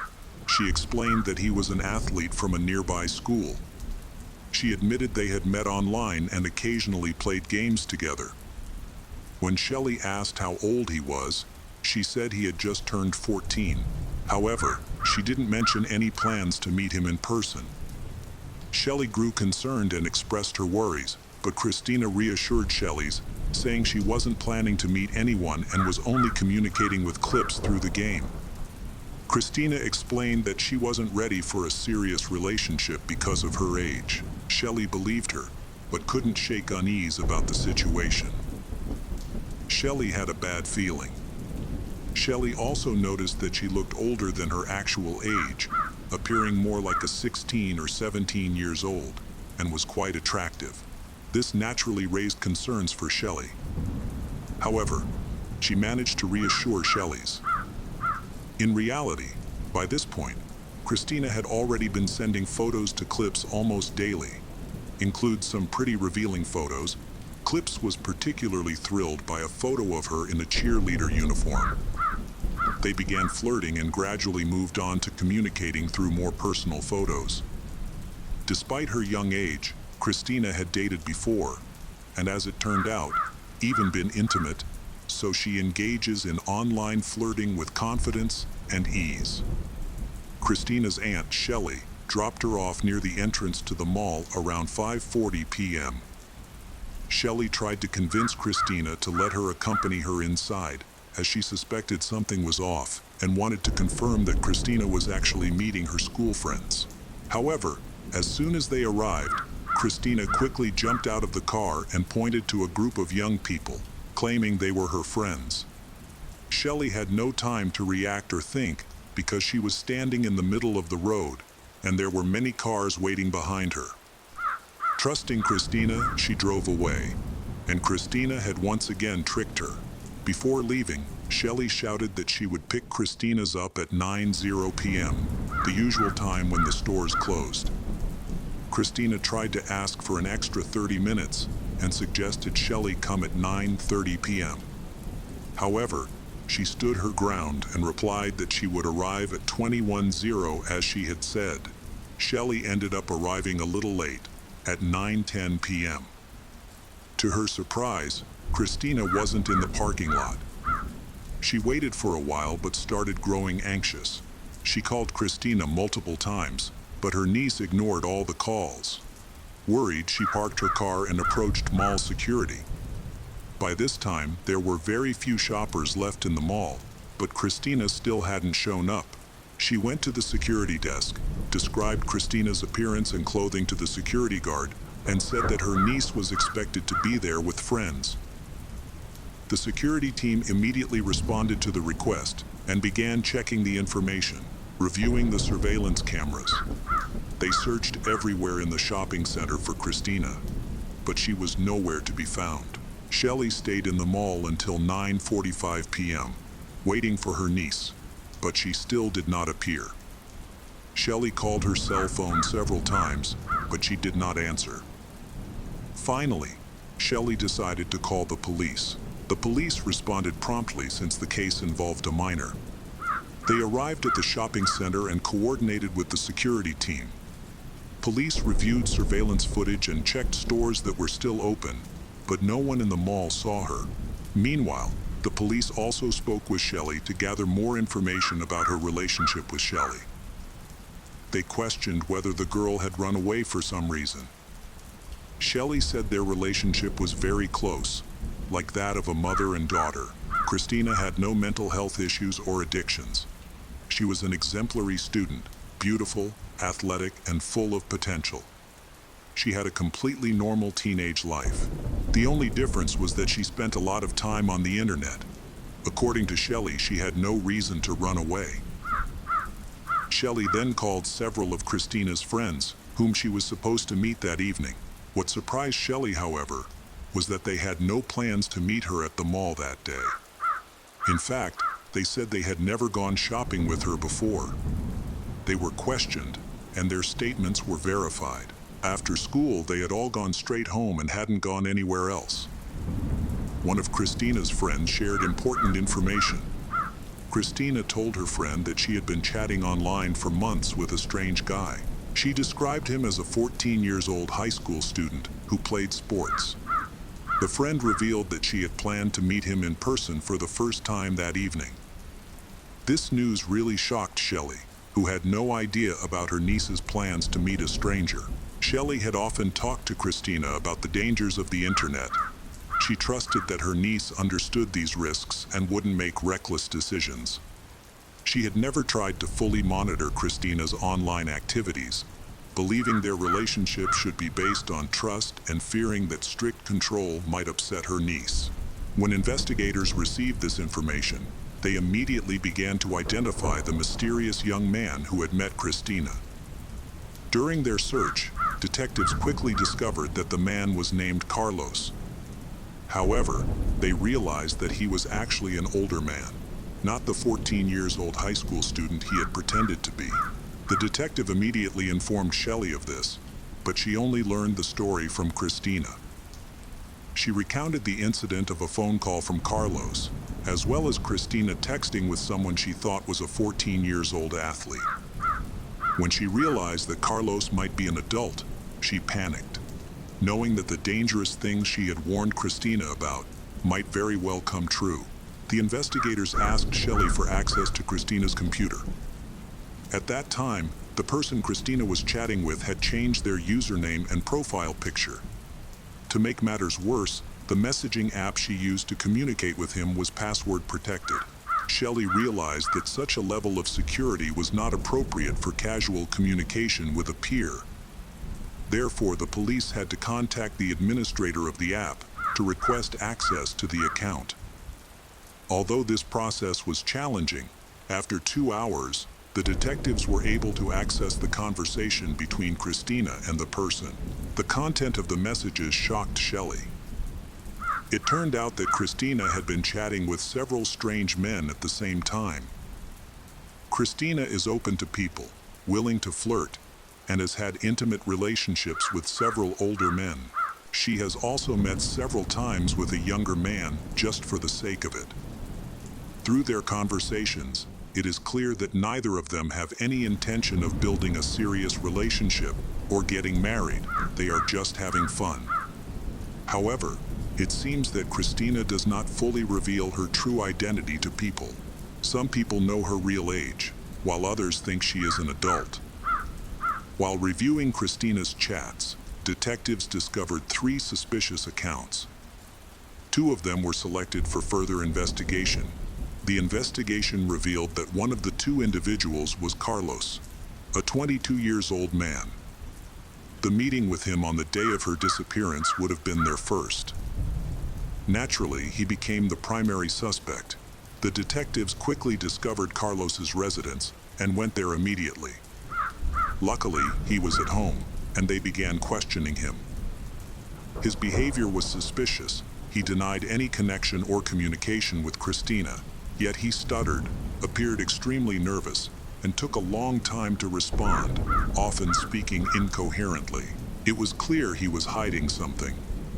When asked about his alibi, he started shaking visibly.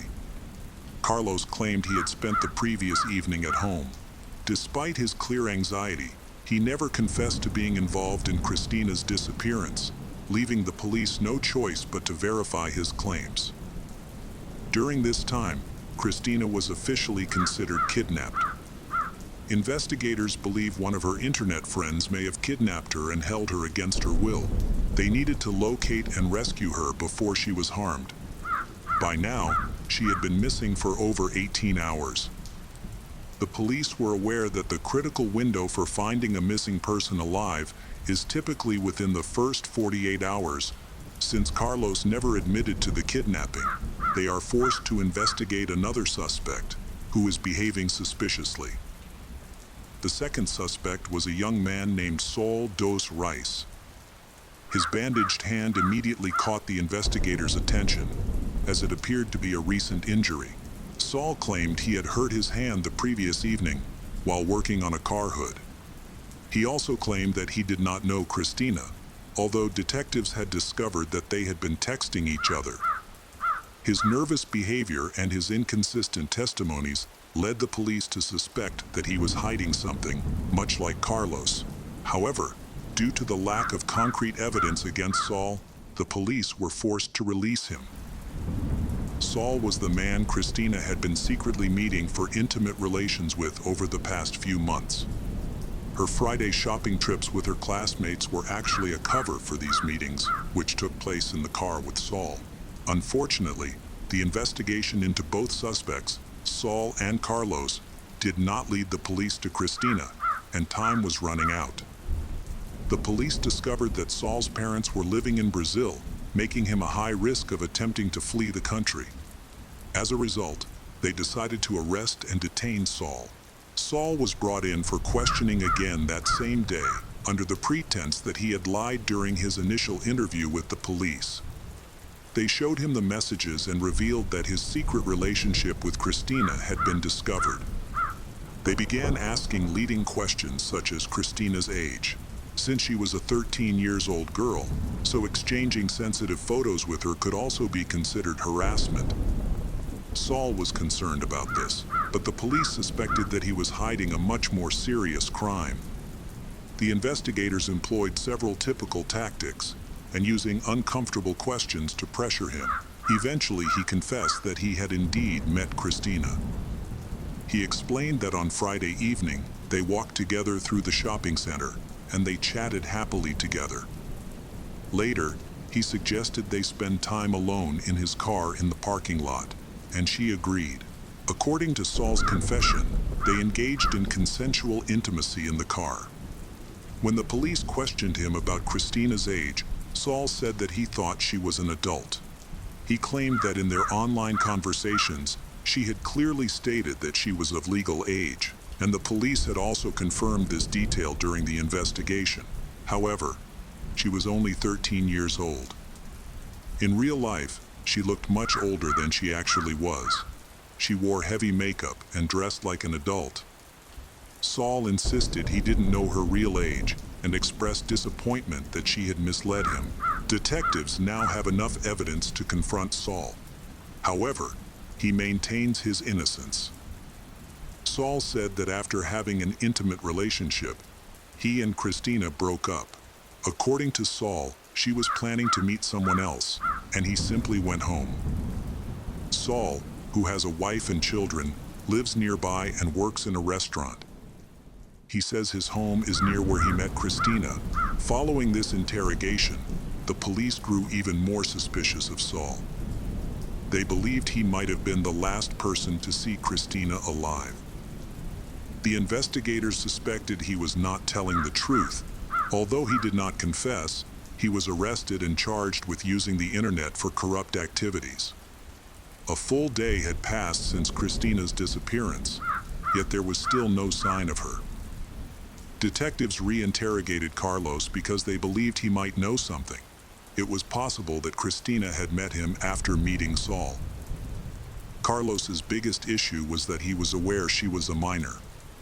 In their messages, she had told him she was 16 years old. Despite this, Carlos still agreed to meet her. Their interactions included messages, flirting, and the exchange of photographs, some of which were explicit. In this interrogation, he appeared nervous. The investigators tried to exploit his unstable state to get answers, but he refused to cooperate once again. 36 hours had passed since Christina went missing, and there were still no leads. The police had detained two suspects, Carlos and Saul, but both remained silent. Volunteers and police searched for more than a day, but still could not find any trace of Christina. By this point, the FBI had joined the investigation. Agents decided to administer polygraph tests to both suspects, Carlos and Saul. When asked if they knew what had happened to Christina, the polygraph indicated that both Carlos and Saul were lying. Their behavior only made investigators more suspicious. 40 hours after Christina's disappearance, Saul finally agreed to cooperate with the police, leading them to her. He took them to his neighborhood, leading them between two houses to a drain pipe behind the buildings, where Christina's body was found. He admitted that he accidentally strangled her during an intimate relationship. He said that it had been consensual, but that things had gotten out of hand. When she regained consciousness, he panicked and became confused. He attempted CPR but was unsuccessful. Instead of calling emergency services, he disposed of her body in the drainage pipe, hoping to avoid punishment. The investigation revealed that Carlos had intimate relations with Cristina earlier that evening, but before Saul, not after. Carlos, for his involvement with a minor, was sentenced to 4 years in prison. Saul, however, denied any wrongdoing. However, the prosecution found him guilty of second-degree murder, assault, and corruption of a minor. No one believed his testimony about accidentally strangling Cristina. They argued he killed Cristina out of jealousy after discovering her prior interaction with Carlos. The court found Saul guilty, sentencing him to 30 years in prison, with the possibility of parole after serving 25 years. The case of Cher Lynn Hughes. Cher Hughes is a businesswoman in her 50s. Her husband, Keith Worrell, is 3 years younger than her. They are both from Florida and quickly fell in love with the tropical Bocas del Toro. They decided to move to Panama to start a new life. After living there for 6 months, they purchased a plot of land and built a small hotel called Casa del Sapa, which they both directly managed. Thanks to Cher and Keith's business acumen, they developed the hotel into a success. But they didn't stop there. Using her savings, Cher gradually acquired 4 additional properties to expand her business. One day, she excitedly told Keith that she had purchased an entire island. She loved the area so much that she couldn't help herself. She wanted to keep buying more properties and make it her permanent home. Together, they created their dream haven. Cher and Keith appeared deeply connected and were often referred to as Ken and Barbie for their harmonious relationship. It seemed they had a bright and happy future ahead of them. Sadly, Cher's fate was tragic. Although she was unable to have children, she always longed to be a mother. For years, she underwent treatments and tried tirelessly to conceive, but her efforts were unsuccessful. However, she fulfilled her dream of becoming a mother by caring for and helping the local children on the island. She regularly bought them uniforms, school supplies, organized themed parties, boat trips, and fun events. The children loved her very much and called her Mrs. Cher. After a period of living on the island, Keith and Cher divorced. Keith began a new relationship with another woman, also an immigrant from the United States. Despite being betrayed, Cher still did not let herself fall. Determined to move forward, she mends her relationship with her sister Judy, whom she had not talked to much recently. To mark this fresh start, Cher planned a small gathering, inviting Judy and a few close friends. The intimate event was meant to help her heal, forget her husband, and found solace after their divorce. Cher had bought her sister Judy's ticket a month ago and was eager to see her again. Judy happily accepted her invitation and looked forward to the reunion. Judy missed her younger sister very much and was eager to mend their relationship. However, as Judy prepared for the trip, she abruptly stopped communicating. Over the next several days, she did not reply to messages or answer calls. Oddly, new posts appeared on her social network, but they were just recycled content from the past. This behavior seemed strange and somewhat alarming. Judy tried to find out why Cher ignored her, but all her questions went unanswered. Cher not only ignored Judy, but also all of her family and friends, who had also made repeated attempts to contact her. Growing increasingly concerned, Judy contacted Keith. However, he was cold and indifferent. He said that he was divorced from Cher. He claimed he had no idea where she was and made it clear that he had no plans to reconcile with or search for her. Cher's family thought this was unusual. They began checking her social media pages and contacting her acquaintances. Judy sent messages to nearly everyone Cher knew, explaining her disappearance, but no one had any significant information. About 10 days later, they received a message from Cher's account. In the message, Cher said she was relaxing with a man, but did not reveal his name. She also mentioned that the two were planning to go on a cruise. However, this explanation seemed confusing and out of character for Cher. Judy's worries grew stronger. Is there something fishy behind her seemingly normal divorce from Keith? His behavior had been strange, rude, and disrespectful, making Judy suspect he's hiding something. Cher's silence only makes Judy more worried. She started to fear that her sister might be in danger or even the victim of a crime. Determined to find answers, Judy contacted a friend of Cher's, Payne Thor, for help in the search. However, he wasn't able to find any useful leads. After 2 weeks of searching, he finally reported Cher's disappearance to the police. The case quickly attracted attention, thanks to Judy's frequent activity on social media. Moreover, during the 6 months she lived on the islands building her business, Cher became famous.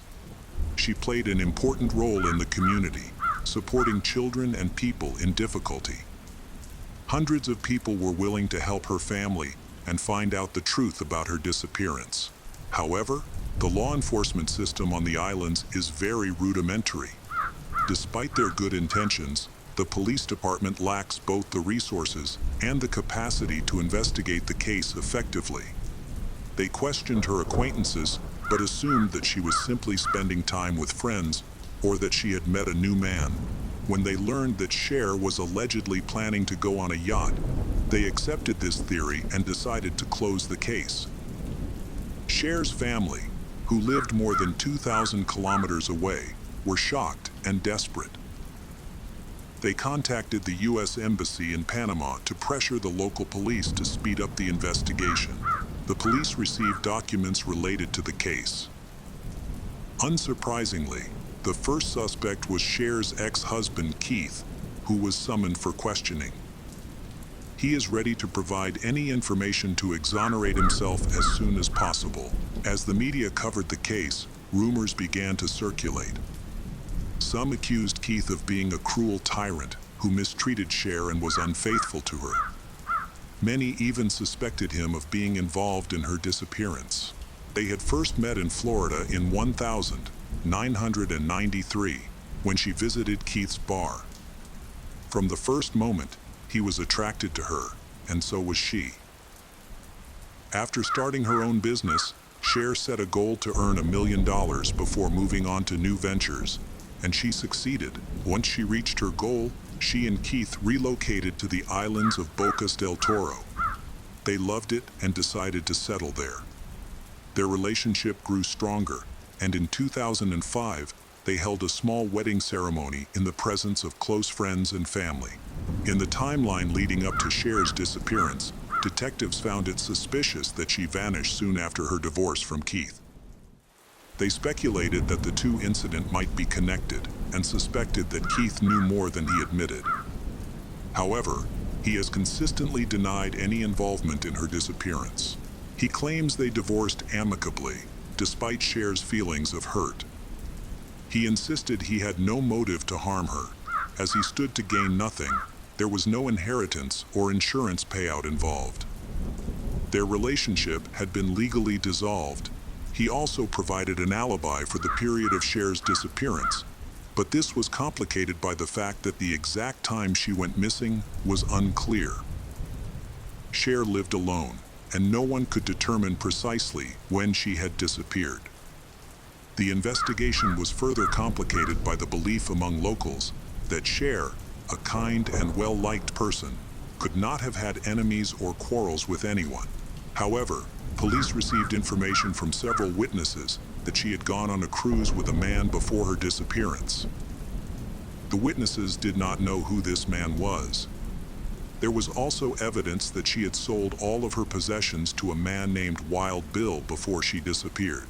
This was suspicious, as she had been waiting for her sister Judy to arrive and had no plans to leave the area.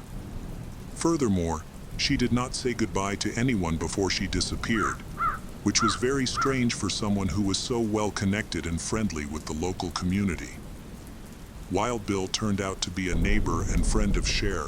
When questioned, he claimed that she had voluntarily sold her assets to him because she had fallen in love with a new man and decided to give up all her work. His explanation convinced the detectives. They verified the details and prepared to close the case. However, Cher's family does not accept this conclusion. They do not know where she is, and she has not contacted them. Unable to go to Panama themselves, the family asks the police to continue the investigation and seeks the assistance of a local journalist named Don Winner. Don Winner, a journalist for a news site for the expat community in Panama, is fluent in both English, Spanish, and is well versed in handling complex situations on the islands. He decides to conduct an investigation to help the Hughes family seek justice. When he takes on the case, he is provided with a copy of the police report and other relevant data. During the investigation, he quickly realizes that Cher had no intention of leaving the country. This is puzzling, since a celebrity like Cher would not have disappeared without a trace. As Don continued his investigation, he discovered that Cher was not alone in Bocas del Toro's disappearance. Just 4 months earlier, a 58-year-old antique dealer named Bo Islar had also mysteriously disappeared. Cher and Bo knew each other. Although their personalities were different, she was outgoing and outgoing. He was more reserved. The important thing they had in common was that they had both sold their properties to Wild Bill shortly before they disappeared.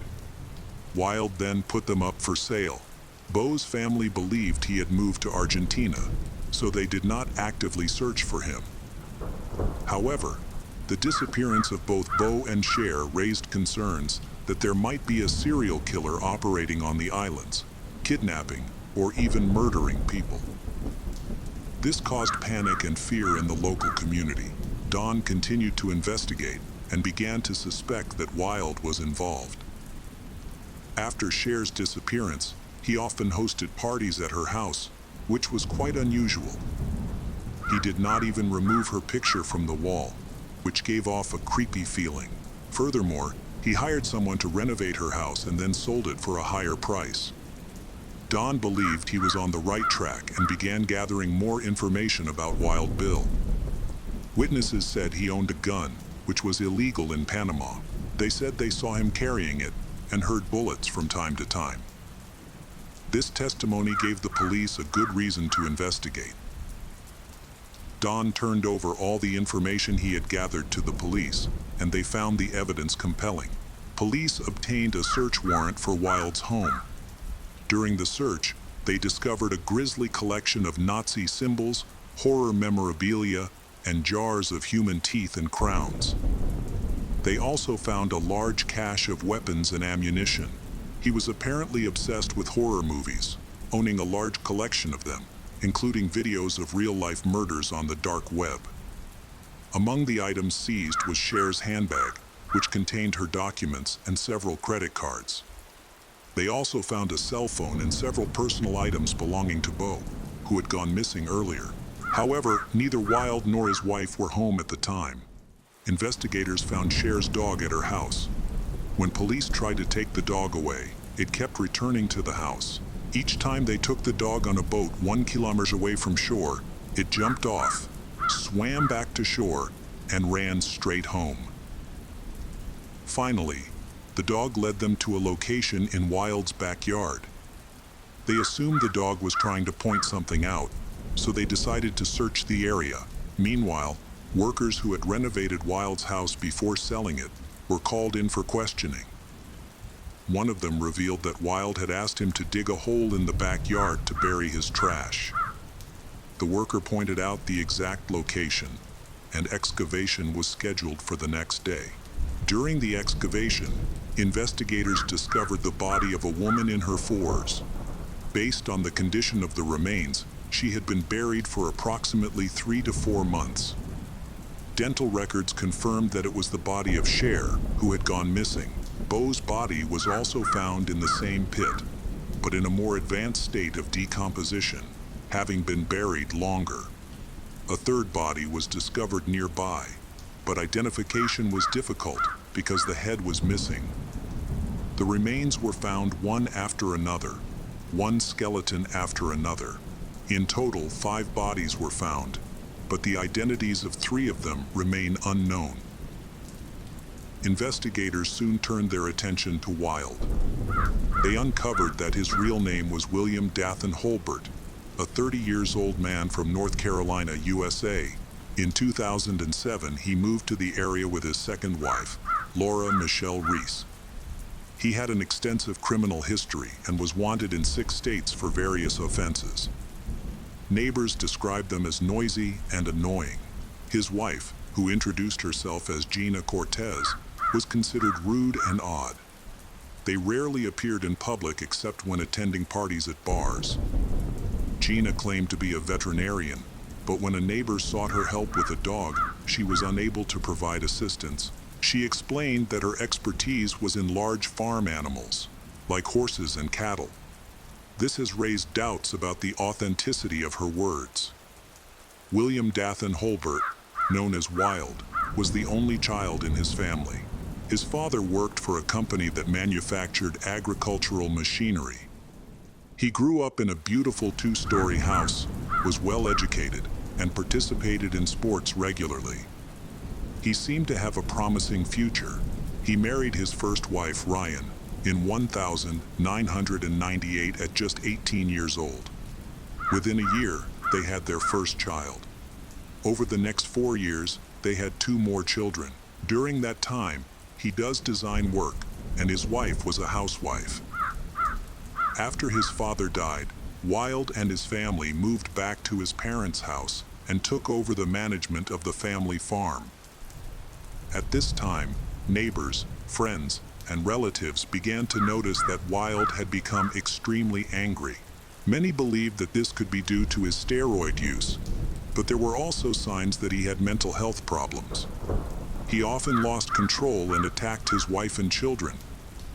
His wife Ryan was very concerned about these changes, especially when Wilde, for unknown reasons, wanted to kill the family's healthy and docile dog. Despite his protests, his wife took the dog to the vet, but the vet refused. In a fit of rage, he killed the dog in front of his children and dumped the body. This action shocked and saddened his family and neighbors. During this time, Wilde's business ventures and his father's farm failed. Then he decided to enter politics. He bought some business suits and announced his candidacy for mayor. However, his strange and aggressive behavior caused gossip, and no one took his political ambitions seriously. Despite this, he remained confident and believed he could win. Unfortunately, an incident involving his dog further tarnished his reputation and ended any hopes of a political career. In 2003, Wilde met the Hoover family at a fitness center he frequented. He made an impression as a successful businessman. Unaware of Wilde's previous failed ventures, the Hoover family decided to buy a 3rd gym in 2004 and put him in charge. This was an opportunity for him to prove his ability, but he managed it ineffectively and could not buy the necessary training equipment on time. Instead, he rented an apartment near the gym, which was only a few minutes' drive from his home. He lived there with his mistress, Laura, while maintaining the facade of a normal family life with his wife and children. By 2004, Wilde's wife, Ryan, discovered that he was having an affair with Laura, which led to the breakdown of his family. Around the same time, he secretly to sell the Hoover family gym. This came to light in 2005 when he filed for bankruptcy. After leaving, he left behind tens of thousands of dollars in unpaid bills, loans, and debts.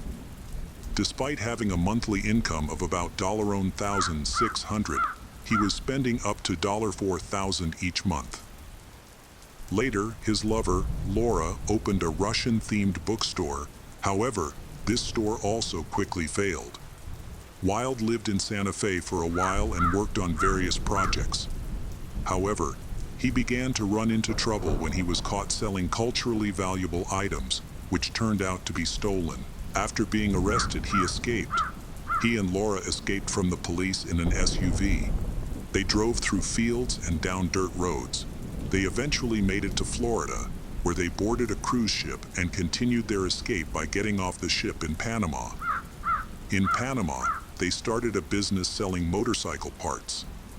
He began using the pseudonym Ulf, despite being one of America's most wanted criminals. At the time, he was about 20 years old. Interestingly, photos of him from this period show him completely bald. On the islands, however, he grew out his hair to better conceal his identity.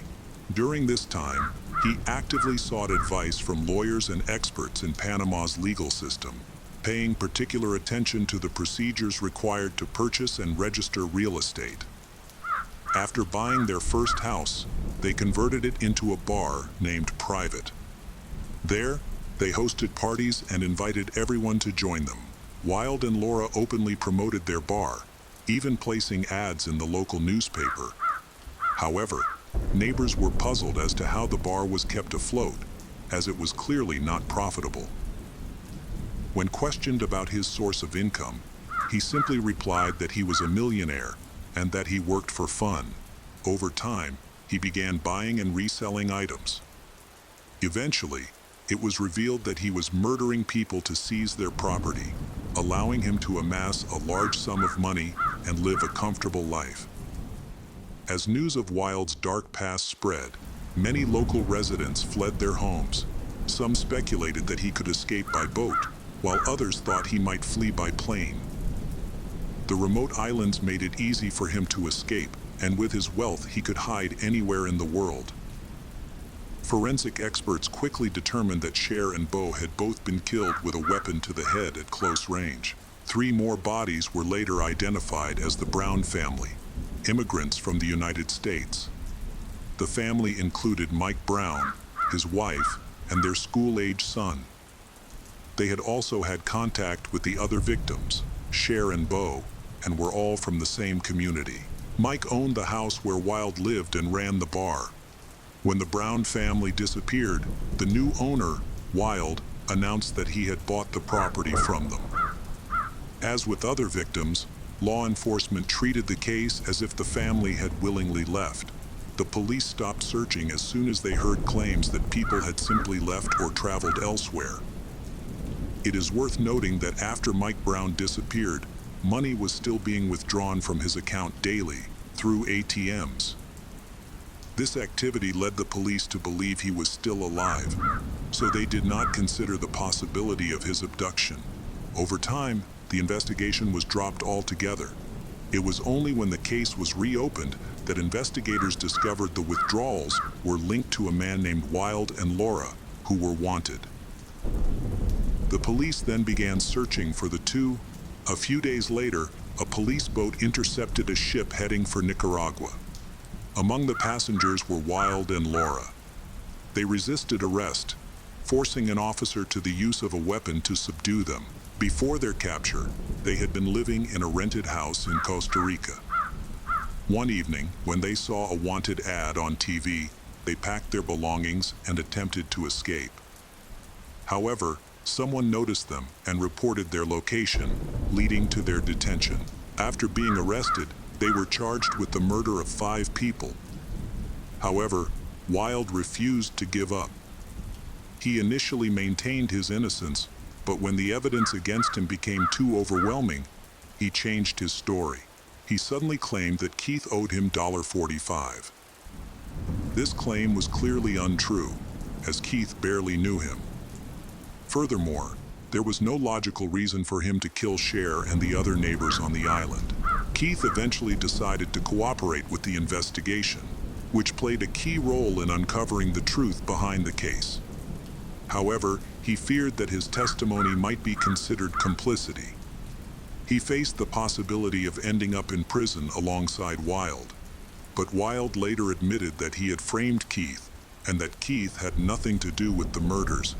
Wild eventually confessed that he had not only killed Beau and Cher, but also the Brown family. He detailed how he had murdered them in several different locations. Thus, in the 4 years he had lived on the island, he had killed a total of 5 people. According to Wilde's testimony, he invited Cher to dinner to discuss buying her property.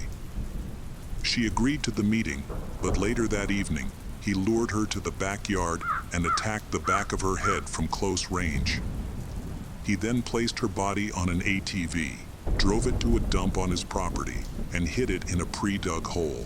He covered the body with dirt and ordered the workers to bury it carefully, while they were completely unaware that they were assisting in a crime. He used a similar method to conceal the evidence of his other murders. His motive was simple greed. He wanted to take their property for himself and was willing to kill to achieve his goal. One day, Wilde got into a fight with another American immigrant and killed the American. He casually buried the body afterwards. He expressed regret and sorrow over his actions during a conversation. However, Laura has steadfastly denied any involvement in the crime. She claimed she knew nothing about what he had done and insisted she had no role in it. This claim was hard to believe. As a result, she was charged with complicity. 11 days after her body was found, Cher's friends and family held a funeral for her. She was buried on the island of Bocas del Toro, which she considered her paradise and her final resting place. The farewell ceremony took place on the highest point of the island, where her ashes were placed in a small hole, and a memorial tribute was set on a tree to honor her. Prosecutors asked for life sentences for both William and Laura. However, the legal process in Panama moved very slowly. Even so, the prosecutor insisted that they would not be lenient with the killers. William Dathan Holbert, also known as Wild Bill, confessed his guilt in court.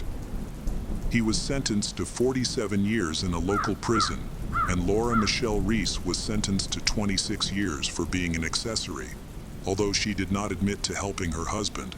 In court, neither showed any remorse. After being imprisoned, they divorced. Despite their imprisonment, they were not too upset. In 2015, Laura remarried Sadovnikov. While serving his sentence, Wilde established a church that gained official recognition from the Panama Prison Service. He proudly called himself the advisor of this religious organization and began representing Panama in defending the rights of those serving prison sentences. Who was found dead in 2015 in South Africa. The Jade Panayotu case is one of the most shocking and publicized cases due to its seriousness and complex details. Jade's death was not only a tragic loss, but also a wake-up call for marital issues, family conflicts, and motive for crime. In this article, we will explore the details of the case, from the initial context to the important developments and controversial outcome. This tragic story involves a married woman who was unaware of the love triangle she was caught in. The events took place in the city formerly known as Port Elizabeth, which was renamed in February 2021. However, we will refer to it by its old name since the incidents occurred before the renaming. Port Elizabeth is known for its beautiful coastal attractions that draw both local and international tourists. The city also features numerous shopping malls and bars. Additionally, it is unique in South Africa for its diverse wildlife, where you can encounter some of the country's largest animals, including the whale shark, leopard, lion, buffalo, rhinoceros, and elephant. In 2004, an 18-year-old named Christopher Panayotu lived in Port Elizabeth after finishing his schooling. Eager to apply his business skills, he sought opportunities within his father's business, which included several stores in the city, such as Bambi's Diner on Market Street. Christopher was known to be a hard worker with a strong sense for business. At a friend's party, Christopher met an appealing girl named Jade, who was also 18. They chat and quickly began dating, falling in love.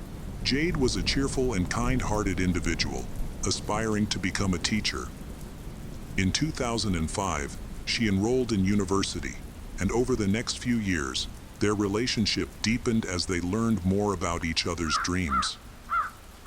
While Jade focused on her studies, Christopher launched his first business, a local grocery store in Algoa Park, followed by a second venture, a restaurant and cocktail bar called Infinity, located nearby. By 2011, the couple appeared more serious.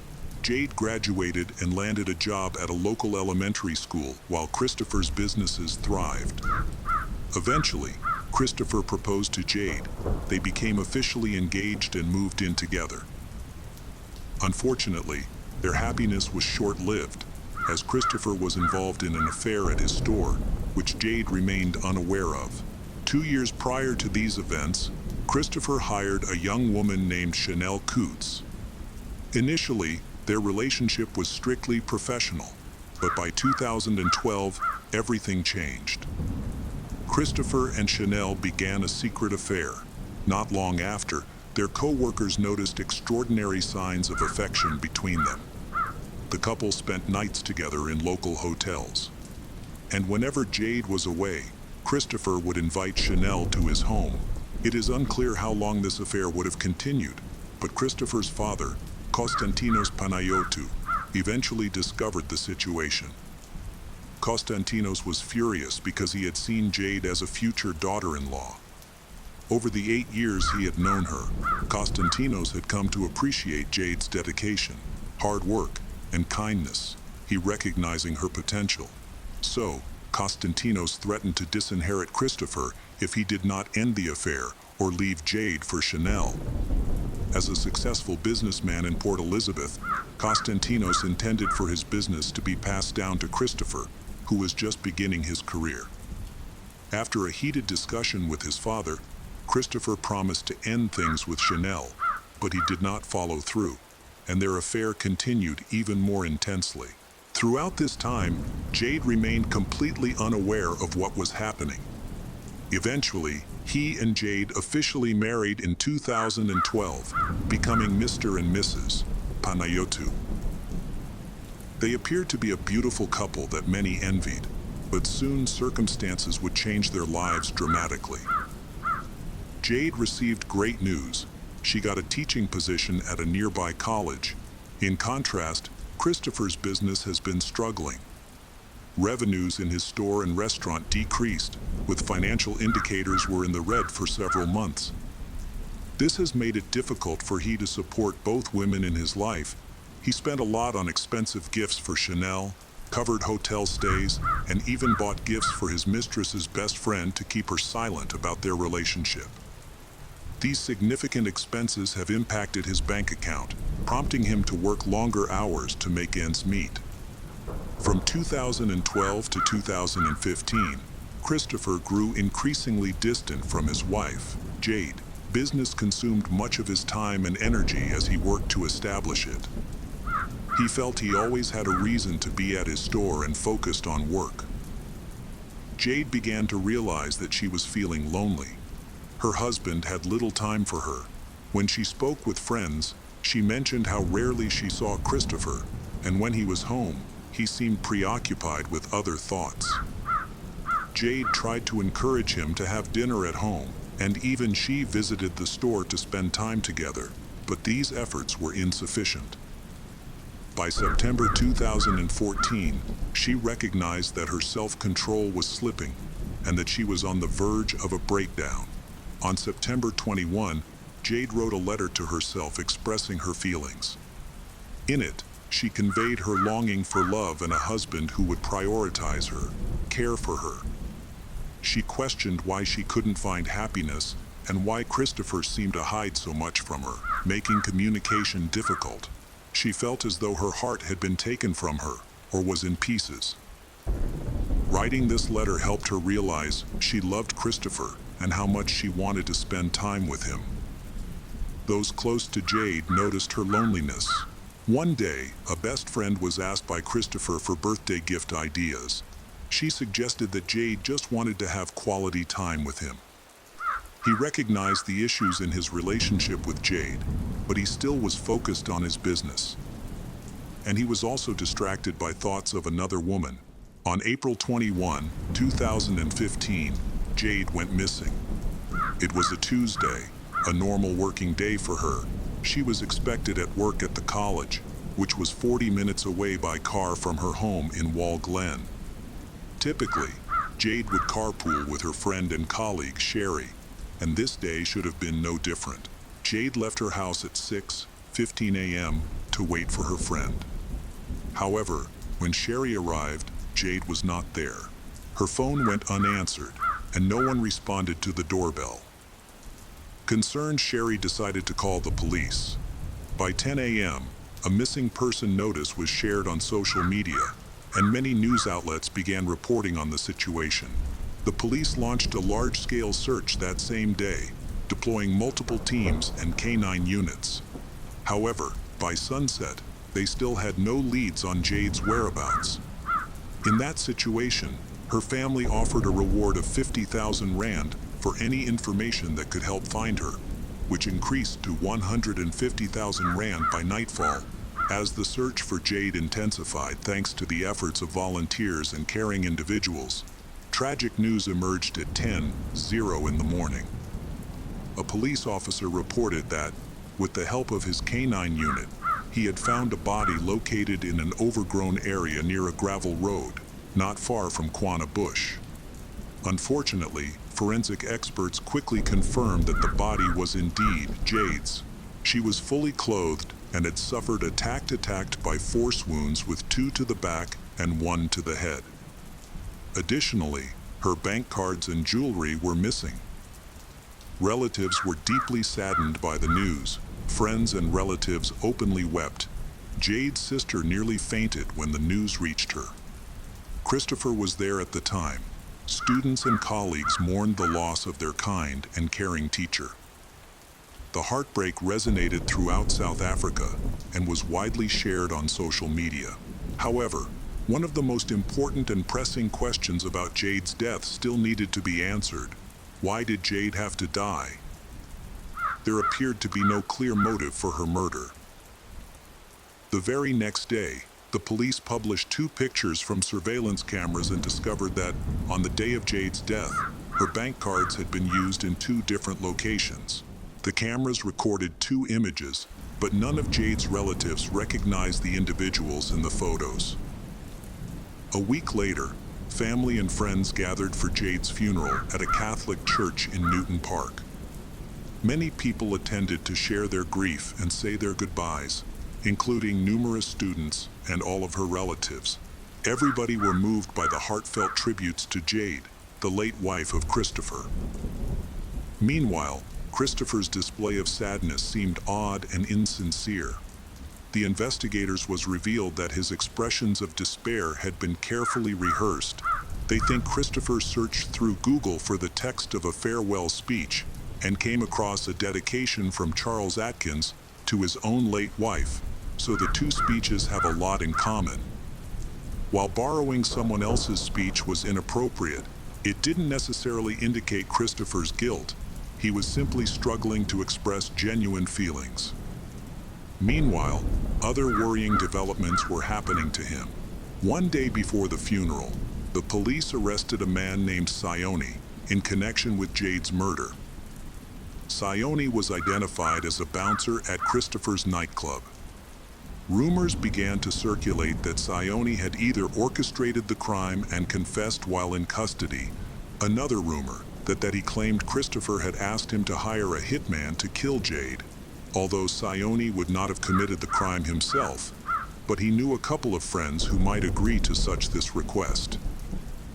That marked a significant breakthrough in the investigation, but there was still no evidence linking Christopher to the crime. The police needed more than just rumors to substantiate the serious accusation against him. To gather more evidence, the police devised a plan. They would release Sione from custody on the condition that he speak with Christopher, record any confession regarding the murder of Jade. In exchange, the police promised to ease Sione's sentence and negotiate on many other issues. The next day, Sione called Christopher, and their conversation led the police to draw important conclusions. Christopher was arrested 2 hours after the phone call. Following this new information, 3 additional suspects were apprehended.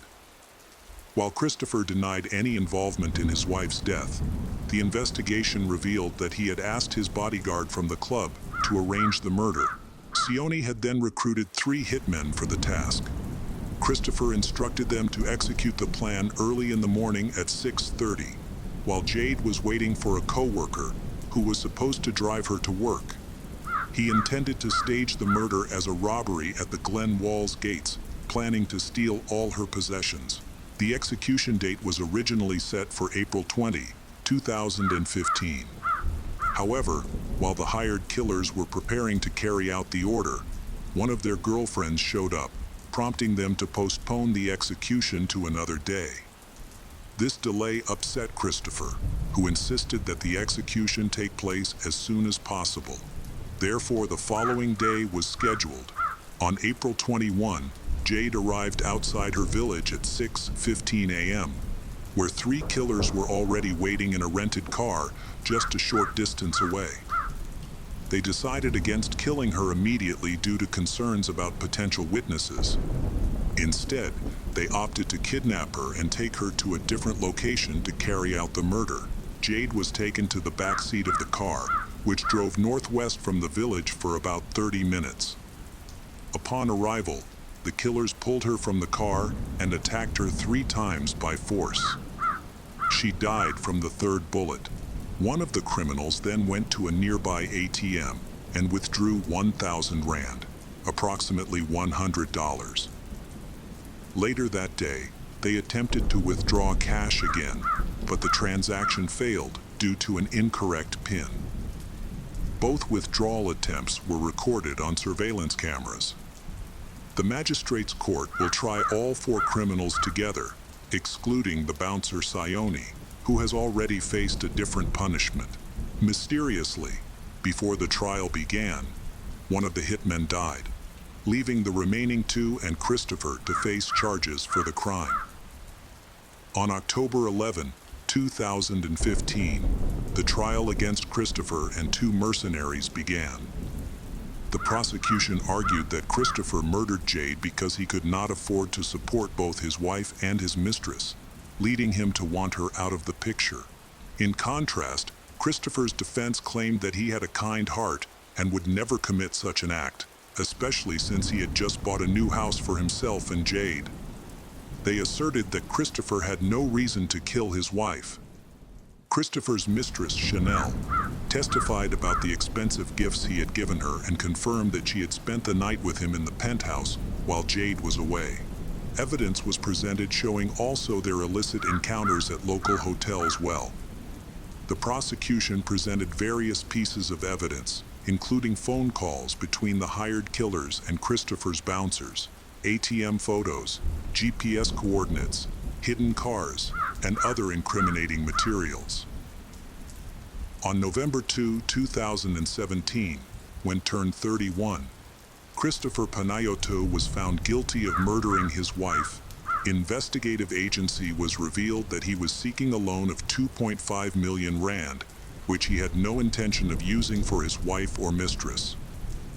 The judge concluded Christopher regretted his marriage to Jade, so killed her to cut costs and reduce his ever-growing debt. Because of his cruel actions, the judge sentenced Christopher to life in prison without mercy. The 2 hired killers also received life sentences, while Sione awaited his own sentence. Unfortunately, Luthando Sione's testimony was hostile. After a series of trials, Sione was convicted by the Gqeberha High Court on 25 November 2021 and was sentenced to life imprisonment on 26 November 2021. The story ultimately focuses on themes of betrayal and greed. Jade was a genuinely good person with a heart of gold. She was dedicated to her cause and the people around her, always maintaining a positive attitude, a vibrant personality, and a beautiful smile. She deserved much more in life than what her husband took from her. On December 9, 2019, Christopher's father, who opposed his son's affair with Chanel, tragically lost his life. He was shot multiple times near his store while closing for the night, and his car was stolen. The murder of Christopher Panayotou overshadowed earlier events and devastated two families. This tragedy stemmed from the actions of a selfish man who prioritized his pride and money over his wife's life. It remains uncertain whether he bears responsibility for his father's death. Society hopes that Christopher will spend the rest of his life in prison, filled with regret and despair. The case of Anna Maria Wilson. In May 2022, the cycling community was shocked by the shocking murder of rising star Anna. This is the result of jealousy, betrayal, and obsession. At the heart of the case was a volatile love triangle, her affair with Colin Strickland and his girlfriend, Caitlin Armstrong. What really happened that night in Austin, Texas, and what drove Anna to her tragic end? The case remains a chilling exploration of human emotions and how they can lead to acts of cruelty. From Anna's tragedy to the dramatic international manhunt, the case not only left a lasting impression, but also raised urgent questions about trust and justice. Anna Maria Wilson was born on May 18, 1996 in Little Tony, New Hampshire. Her mother, Karen Wilson, was a cycling instructor, and her father, Eric Wilson, was a member of the U.S. ski team in 1977. With such parents, she was destined to make a career as an athlete. The family moved to Kirby, Vermont, a picturesque area with large mountains, ski resorts, and first-class preparatory schools specializing in training young athletes. Her father worked as a ski racing instructor at Burke Mountain Academy. At a young age, both Anna and her brother Matthew Wilson attended college where their father worked. Both were already experienced skiers, much to the delight of their parents, especially Anna. She seemed to have inherited the sporting genes passed on to her by her parents. She was not only a talented skier but also captain of football team and a promising gravel racer. This was her passion lay. For a short period of time, she not only participated in competitions, but also won races with amazing speed. Unfortunately, her bright future was destined to be cut short. On May 11, 2022, at about 10:00 p.m. in Austin, Texas, during a friend's 25th birthday celebration, Anna was found bleeding from her head, unconscious, and not breathing in the bathroom. It was not a freak accident, nor an attempt to take herself harm. She had been attacked twice in the head and once in the chest. In complete shock, her friend immediately called 911, trying to save Anna's life. First responders arrived on the scene as quickly as they could and immediately began performing CPR. But it wasn't long before they gave up. It was too late. Anna's fight for life was over. But what happened? What drove the attacker to so brutally take her life? Let's go back in time.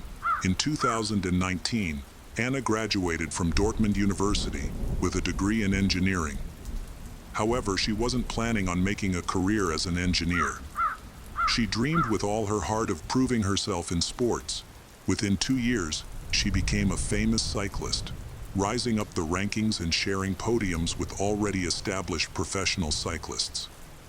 She used to work in a company, but she soon quit to devote herself to cycling. Her career path consisted solely of training and competing. Anna became more famous and began to integrate more into the community of athletes and cyclists. She had many friends and new sponsors.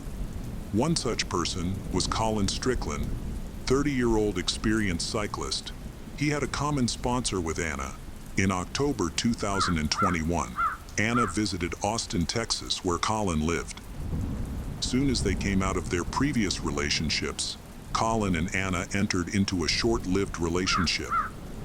After, Anna returned to her home in California. Meanwhile, Colin got back together with Caitlin Armstrong, with whom he had previously dated.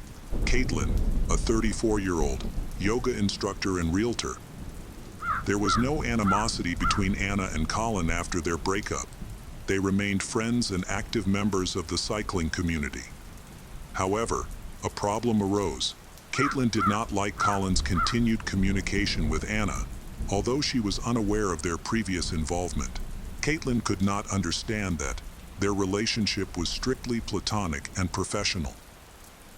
She began to take steps to prevent them from communicating with each other, blocking calls and deleting messages from Anna on Colin's phone.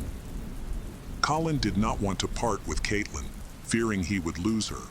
In an effort to ease the situation and in a strange way calm Caitlin down, he saved Anna's number in his phone under a different name. Perhaps he couldn't think of anything else, but it wasn't the smartest move on Colin's part. In January 2022, Anna and Colin took part in a cycling competition in Arkansas, and Caitlin accompanied them. This led to an awkward situation. Anna seemed unaware of the issues her friendship with Colin was causing. Although there was no overt conflict, the atmosphere was tense.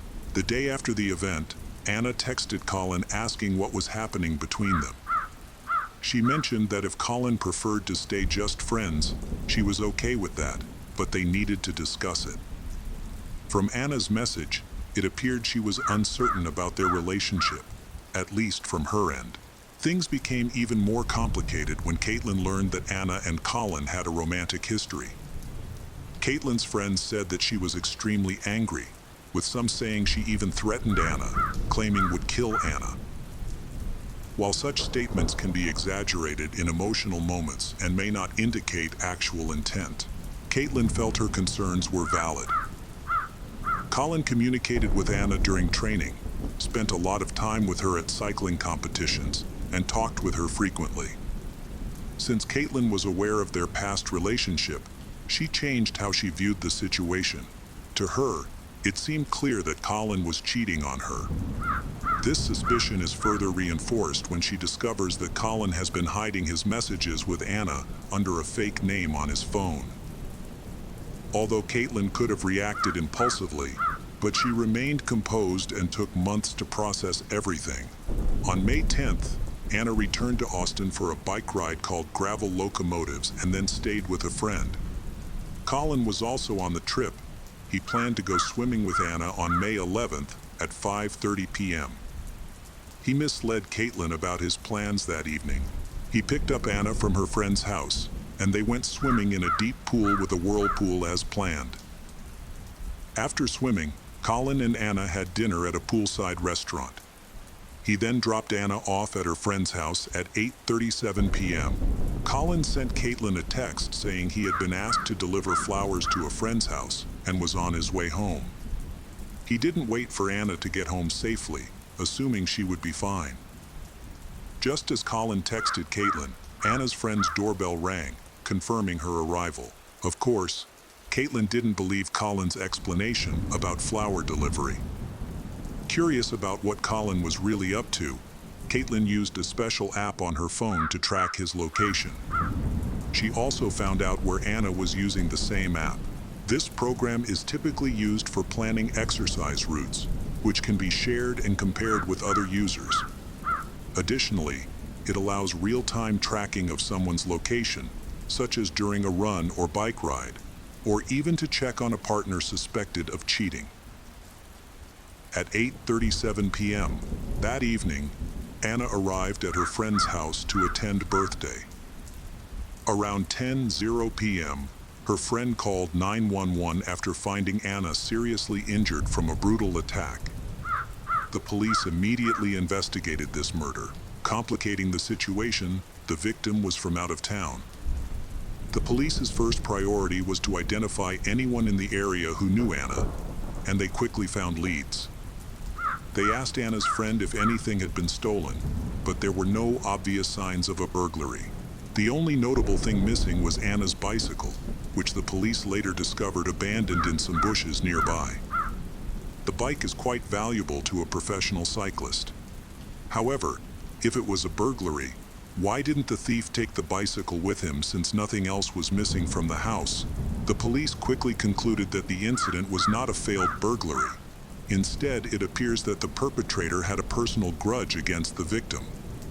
Anna's friend, who had called 911, she was devastated by Anna's death, showed no signs of involvement, so the police ruled her out as a suspect. The investigation then turned to Anna's acquaintances in the area, specifically Colin and Caitlin. The police found out that Caitlin had a Class B warrant for her arrest. While this warrant was not for a serious crime, it was related to fraud. Known, Caitlin had previously gone to a Botox clinic and, when it was time to pay, told the staff that her credit card was in her car. She left to get her credit card back, but never returned. The fraud was minor, totaling only $600, but it provided the police with a reason to bring Caitlin in for questioning about Anna's murder. Officer Wilson immediately believed that it was time for Caitlin to pay for her actions. She did not deny her wrongdoing, as she likely faced only a minor penalty, such as an apology and a fine. Caitlin's behavior changed dramatically when the police first asked her about her activities over the last 24 hours, and then inquired about Anna. When the mention of murder came up, her expression fell, and she sat frozen, clearly confused and unsure of how to respond. Despite her confusion, Caitlin attempted to explain her whereabouts, but her story was unconvincing. The investigator was noted that Anna's friend had a doorbell camera and security cameras around her house. One camera focuses on the front of the house, capturing part of the sidewalk and alley, with the view of passing cars and people. This footage became crucial. It showed a black Jeep Grand Cherokee passing the house on May 11th, the same night Anna was killed. Caitlin was the one driving that vehicle. The police asked Caitlin to explain why she was in the area, but she couldn't provide a reason. She sat quietly, looking upset, with her arms crossed, avoiding eye contact and rolling her eyes. Meanwhile, the police were speaking with Colin, who shared the entire story about his friendship with Anna and the complications that arose with Caitlin. The detectives described the situation as a love triangle involving Colin, Caitlin, and Anna. She had no alibi, but on the other hand, the police had made an administrative error in the arrest warrant. And what was worse, the police database had her date of birth incorrect. Because of this mistake, Caitlin was released. After leaving the police station, Caitlin quickly took action. She didn't want to wait for the police to show up at her door again, which she was sure would happen pretty soon. Caitlin booked a flight from Chile to New York, deleted all her social media accounts, and vanished. If someone wants to disappear, the vast and varied landscapes of the United States are ideal for that. New York, with its massive urban environment, offers the perfect cover. Any police search in such a large city would be like searching for a needle in a haystack. On May 14 at 12:30, Caitlin was seen on surveillance camera entering Austin International Airport. From there, she took a connecting flight to Houston and then transferred to another flight to LaGuardia Airport in New York. On May 17th, U.S. Marshals obtained a warrant for Caitlin Armstrong's arrest, which they had previously failed to execute. Very soon after that, on May 18th, she was spotted at LaGuardia Airport. However, Caitlin was using smaller, shorter domestic flights to evade law enforcement, successfully staying one step ahead of the police. On the day she arrived in New York, she obtained an ID under the name Christine Armstrong, which was her sister's name. At the time, not much was known about this sister. The authorities was believed that Christine did not live in New York, but was, in fact, in California. Getting an ID was a risky decision for Caitlin. The authorities now knew she was in New York, and the ID was linked to a relative with the same her last name. It was highly unlikely that her sister, who supposedly lived in California, would suddenly move to New York at the same time Caitlin was on the run. The police eventually obtained a copy of the ID issued to Caitlin, which listed her address as Camp Haven, a recreational area in Livingston Estate, New York. It has been 6 weeks since the search began, but there have been no leads. Colin also went into hiding, fearing that after he spoke out, Caitlin would return and harm him. Caitlin's sister, Tina Armstrong, also sought refuge. She avoided the media and never commented publicly about Caitlin. At this moment, Caitlin continued to evade contact with authorities, and the theory that she might be hiding at Camp Haven was eliminated. After many efforts, on June 29, 2022, U.S. federal agents and Costa Rican police surrounded the Santa Teresa nursing home. A joint task force entered the facility and quickly emerged with a woman dressed in black, her nose bandaged. She did not look at all like the pretty Caitlin who had long, lush red hair and bright eyes, but it was Caitlin. Authorities finally captured her. They discovered that Caitlin had left the U.S. via New York airport on May 18 at 8:00 p.m. using a fake passport. She had never been to Camp Haven. Instead, her strategy involved taking different flights to mislead the police, which worked perfectly. While the police searched New York, she arrived in San Jose, Costa Rica. Since Caitlin's arrest, many rumors and theories have emerged. A significant question is whether she acted alone or had accomplices. She led a comfortable life as a yoga instructor and realtor, but she was not wealthy. In under 50 days, she managed to book and pay for multiple flights within the U.S. and an international flight to Costa Rica. The bruises and bandages on her face indicate she likely underwent plastic surgery soon after arriving in Costa Rica. And this is expensive. Eventually, police discovered her black Jeep at a local car dealership. On May 13, Caitlin sold the car for $12,200. This partly explains why she is able to cover her expenses. However, $12,200 is not a substantial amount when trying to stay hidden, and it's doubtful it covered all her travel costs, living expenses, and surgery. Suspicion has shifted to her sister, Christine. It's important to note that this is just a theory and not confirmed, as there is no definitive evidence about anyone's involvement, including that of her sister. The day after Caitlin arrived in New York, she obtained an ID using Christine's name. And when she was arrested, she had a copy of Christine's driver's license with her.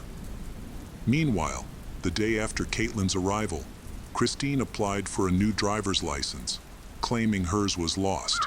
Did she assist Caitlin in evading the authorities? There is no answer to this question yet. Another possibility is that Colin may have played a significant role in the case. Some people suspect a conspiracy involving Colin and Caitlin. They believe that Colin's text to Caitlin, sent just after he dropped Anna off at her friend's house, claiming he was delivering flowers, was actually a secret message about Anna's location. There is no evidence to support this theory. It remains speculation. Nonetheless, Colin has a questionable history of honesty. He concealed his relationship with Anna and changed her name in his phone to prevent Caitlin from discovering the truth. He also told the police that he and Caitlin had broken up before Anna arrived in town, and that Caitlin was fine with him dating others. If that was the case, why did he text Caitlin about his whereabouts? And why was she upset about Anna and Colin's friendship? Since Caitlin's arrest, police have been working hard to gather evidence. One key piece is ballistic evidence linked to a 9mm weapon that was purchased by Colin, not Caitlin. A man gave this weapon to her in January 2022, and investigators found it in her home. Detectives are also looking into the possibility that someone from another country helped Caitlin. After her deportation, law enforcement held a press conference discussing how quickly she managed to escape and catch multiple flights between airports. Additionally, she possessed a passport that did not belong to her. On July 21, 2022, Caitlin participated in her first online trial, where she pleaded not guilty to first-degree murder. In October 2022, she attended a second hearing to determine if she could be released while waiting for a jury trial. Various options were discussed, but Caitlin remained confident that she would confront a grand jury regarding the murder charges, insisting on her innocence. She will stay in the Travis County Jail until her trial. According to her lawyer, prosecutors are hesitant to take the case to trial, citing a lack of evidence for a conviction. The defense argues that the officers involved were inexperienced and did not properly act on information about Caitlin's ex-boyfriend. They also pointed out that Caitlin's and Colin's home was vandalized the night Anna was killed, questioning why this was not investigated thoroughly and who may have been responsible for the crime. The defense is arguing that the police were incompetent in their investigation. They believe law enforcement is trying to cover up mistakes and misconduct related to the case. The court hearing was scheduled for a week after the bail hearing, but the defense has since filed a motion to suppress evidence obtained by police, claiming that Caitlin was not read her rights. They argue that this invalidates the evidence, including her initial arrest tied to a Botox clinic. As a result, the judge has paused the trial while considering these motions, and a new pretrial date is set for June 22, 2023, although it has not yet been fully confirmed. A few months later, Caitlin Armstrong was sentenced to 90 years in prison for the murder of Anna Mariah Wilson. The sentence was handed down on November 17, 2023, after she was convicted by a Texas jury the day before. Caitlin was convicted of attacking Anna 3 times in May 2022, motivated by jealousy over Anna's previous relationship with her boyfriend Colin. Anna, a rising star in the professional cycling scene, was shot and killed in Austin, Texas. Investigation reveals disturbing links between Caitlin Armstrong, Cloyne, and Anna. Caitlin's jealousy led her to commit murder. Her trial ended in November 2023, resulting in a guilty verdict and a 90-year prison sentence. Although the case has been closed, the details surrounding Anna's death continue to cause debate. The case of Nicole Brown Simpson. Nicole Brown Simpson was born in Frankfurt, Germany, in 1959, and had an older sister named Denise. Looking for a fresh start, Nicole's family moved to the United States, settling in Garden Grove, California. She was later joined by 2 younger sisters, Dominique and Tanya. Nicole quickly adapted to life in America. With her blonde hair and gentle personality, she won the hearts of those around her. In 1977, an important meeting took place at a prestigious club in Beverly Hills, where Nicole worked as a waitress. She met Orenthal James Simpson, a football star at the height of his fame, who was also involved in acting and advertising. Orenthal was married to Marguerite and had 3 children, but a relationship formed between Nicole and Orenthal. The 12-year age gap did not seem to be a problem for them. However, tragedy struck when Orenthal's son drowned in a swimming pool accident, which deeply affected the family and strained their relationship. Orenthal and Marguerite then divorced, and he began dating Nicole officially.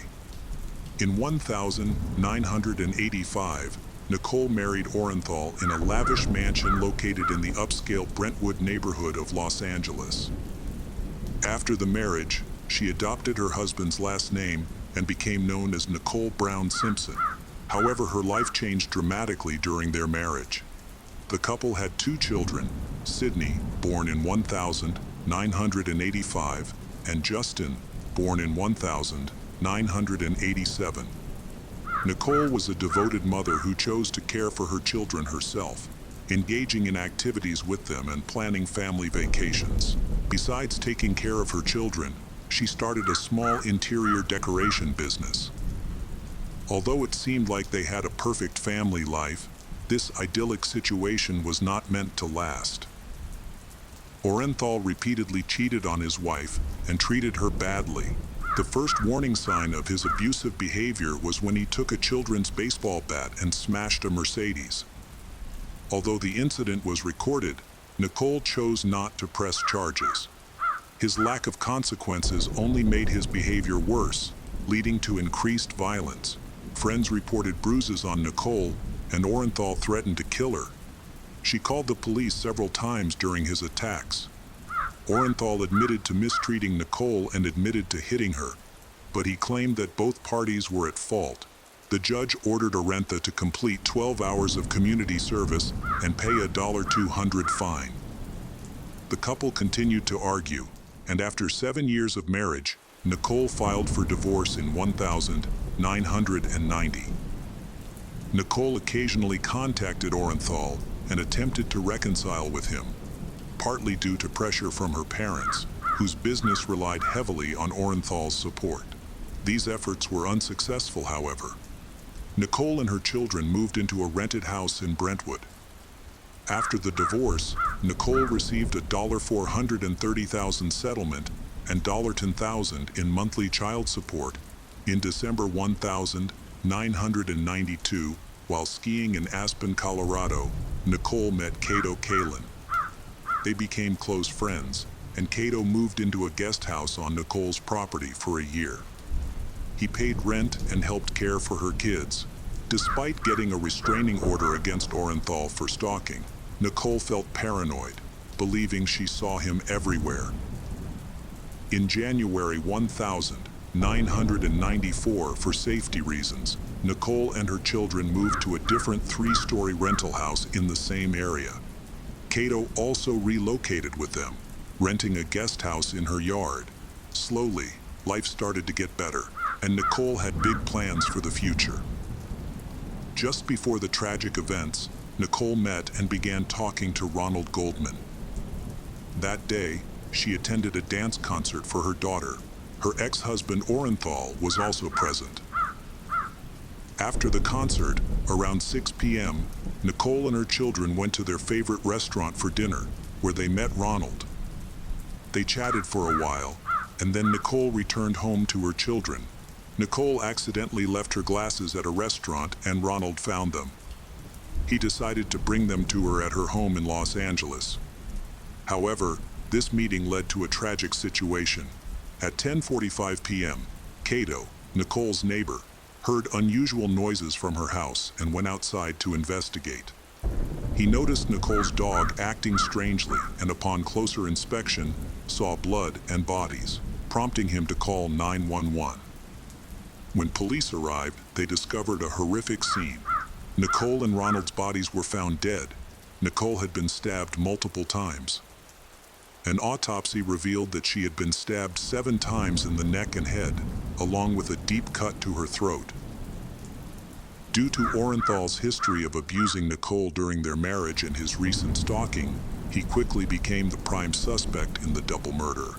Police began investigating the case, and a witness came forward. The limousine driver reported that he had taken the soccer star Orenthal to the Los Angeles airport, where he caught a flight to Chicago, arriving at 5:30 a.m.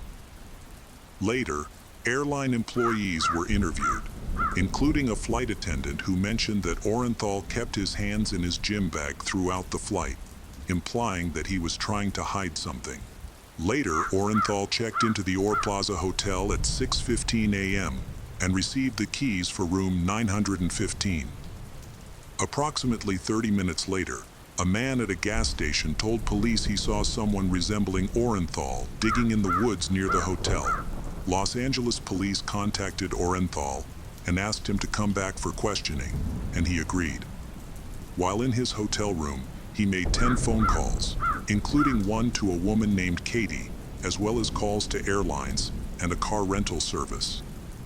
He purchased tickets for a flight back to Los Angeles and requested a car to take him to the airport. The reason for his call to Katie is still unclear. Later, Orenthal contacted the LAPD at 8:21 a.m. to inform them that he would be returning soon. A hotel employee noted that at 8:30 a.m., Orenthal went to the lobby, visibly upset that his car had not yet arrived, as he was in a hurry to reach the airport. In a fit of rage, he slammed his hand into a wall, causing it to bleed. He then asked a hotel employee to bandage his hand. A car finally arrived 5 minutes later, and Orenthal was taken to the airport, where he boarded a 9:15 a.m. flight back to Los Angeles. Police flew to Chicago after receiving a tip from an eyewitness. With the support of local police, they searched the wooded area near the hotel using metal detectors, anticipating that Orenthal had concealed the murder weapon, a knife, there. However, their search was unsuccessful. They also searched the hotel room and found bloody sheets, broken glass, and a torn piece of paper with a person's name on it. They also collected fingerprints and blood found on the bathroom floor. After Orenthal returned to Los Angeles, he arrived at the murder scene at 11:00 a.m. Orenthal was then arrested and taken to the police station. He was offered a lie detector test, but he refused. This raised further suspicion. Orenthal pleaded not guilty, but Nicole's family believed that he was responsible for her and Ronald's deaths. However, there was no evidence against him at the time, so he was released. Orenthal seized the opportunity and escaped in his white car.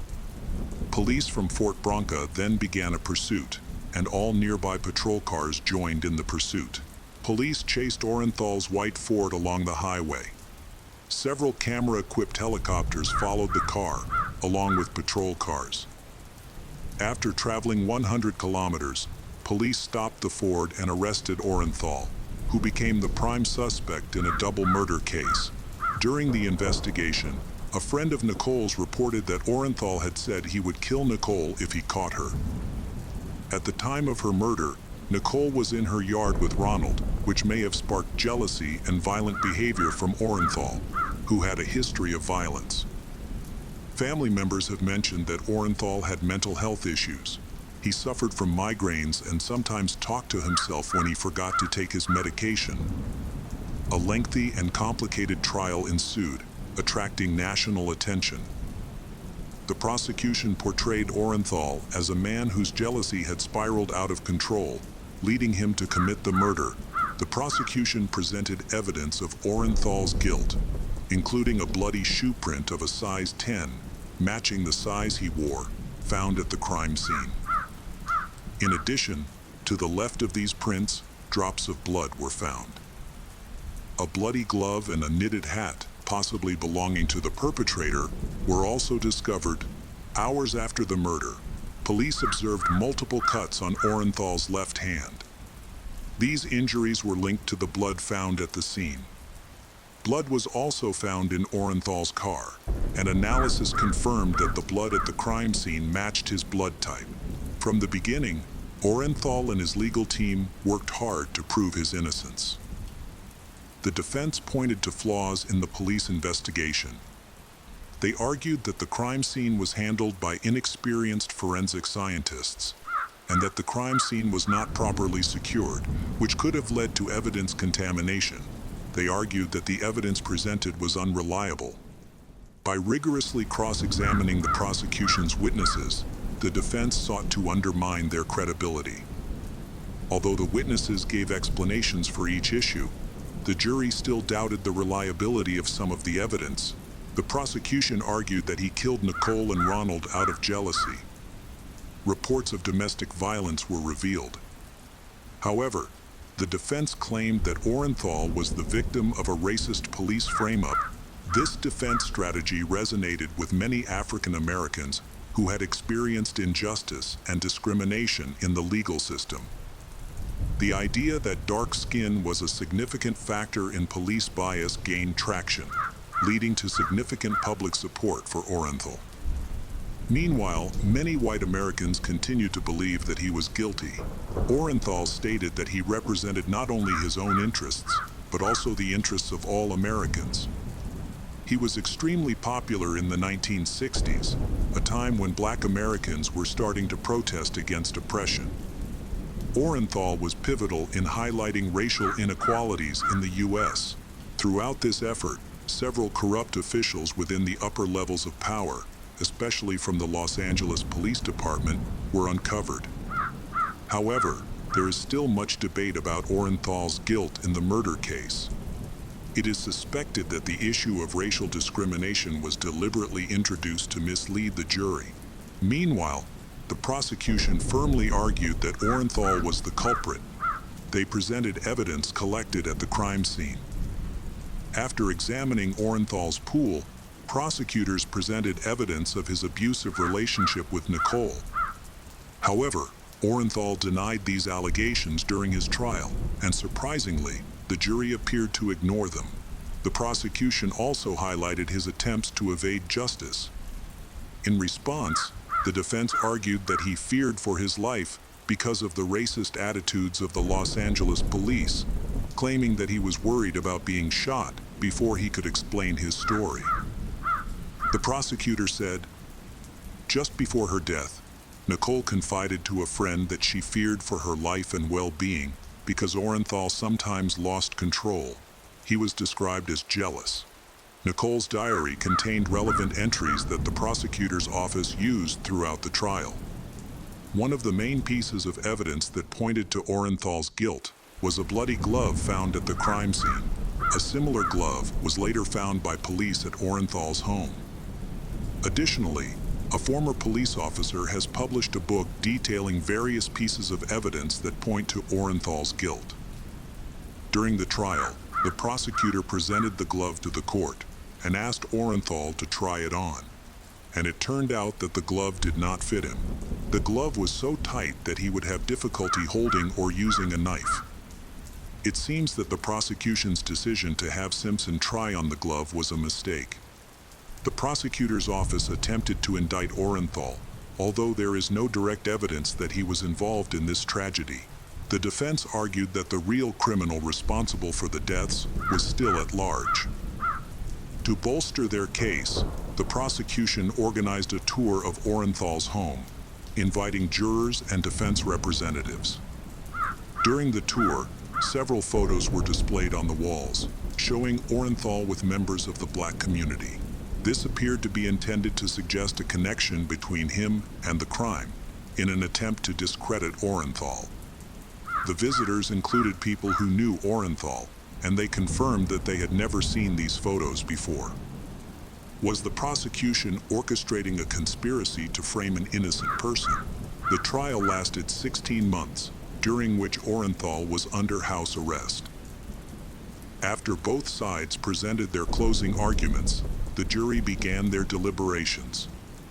4 hours later, they returned with a verdict of not guilty for Orenthal James Simpson on charges of double murder. He was acquitted. Orenthal smiled and thanked the jury, and 2 jurors smiled back.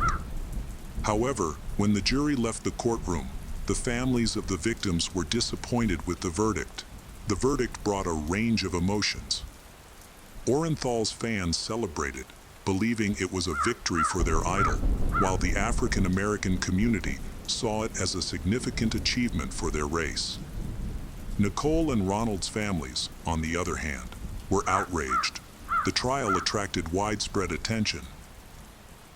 9 months after the verdict, Orenthal met with a news reporter to discuss the difficulties he faced after the trial. He mentioned that he had built a career in sports and film, but a long break and reputation issues caused that career to collapse. During this time, he focused on his children and friends.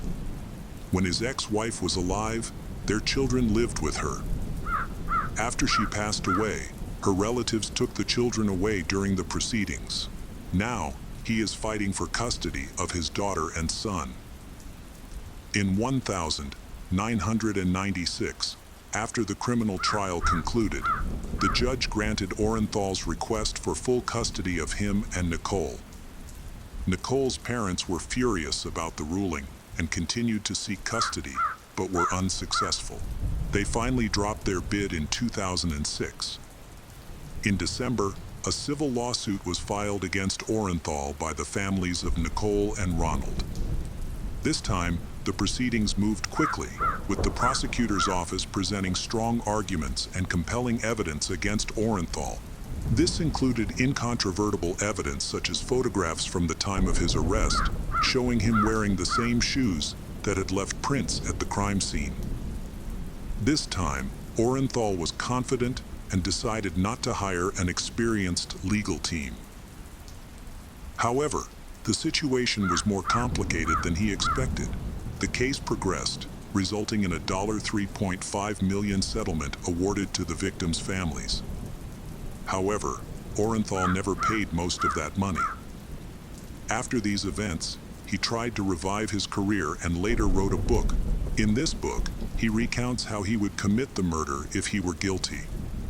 The controversial work has outraged the victims' families, who still believe Orenthal was responsible for the murders of Nicole and Ronald. The proceeds from the book's sale were given to the family of Ronald, who was murdered. After the hearings, the case of the double murder faded from public attention and remained inactive for many years. The murder weapon, a knife, was never located. In 2016, the Los Angeles police reported that a retired police had submitted a knife, which was supposedly found years earlier by a construction worker during the demolition of Orenthal's house. However, testing revealed that this knife was not the murder weapon. In 2007, when he and a group of armed men broke into the home of a local sports memorabilia seller, Orenthal later claimed that they were only trying to retrieve valuable items that he considered family heirlooms, for which the two parties had previously been unable to agree on a price. Orenthal maintained that the sole purpose of the break-in was to reclaim his property. Orenthal tried to steal a sports trophy, so he hired the best legal team to defend him in court. It seemed like his situation was dire, especially after police discovered that he and 4 others had used weapons to trespass on someone else's property. Orenthal was charged with 2 counts of robbery and assault with a weapon. Orenthal James Simpson was sentenced to 33 years in prison. The lawyers argued that a 33-year sentence for a failed robbery, with no injuries involved, is excessive. Despite their arguments, the court maintained that its decision was in line with state law, and the appeals were denied. Orenthal was in prison. Some saw him as a champion of justice, while others saw him as a ruthless killer who deserved to be locked up. During his time in prison, tensions between the black community and the police escalated, leading to a number of disturbing incidents. Orenthal was incarcerated for nearly 9 years. At the age of 70, he was unexpectedly paroled under a new amendment aimed at rehabilitating prisoners. After a vote by the board, he was released in October 2017. After these events, Orenthal spent the rest of his life in a peaceful environment surrounded by his loved ones. His children, a son and a daughter from Nicole, believe that their father was wrongly convicted and a victim of discrimination. There is currently no update on the resolution of the murder case of Nicole Brown Simpson and Ronald Goldman. The true nature of Orenthal remains controversial. Was he a fighter for justice? Or was he a ruthless killer who used his wealth and influence to escape the consequences of his actions?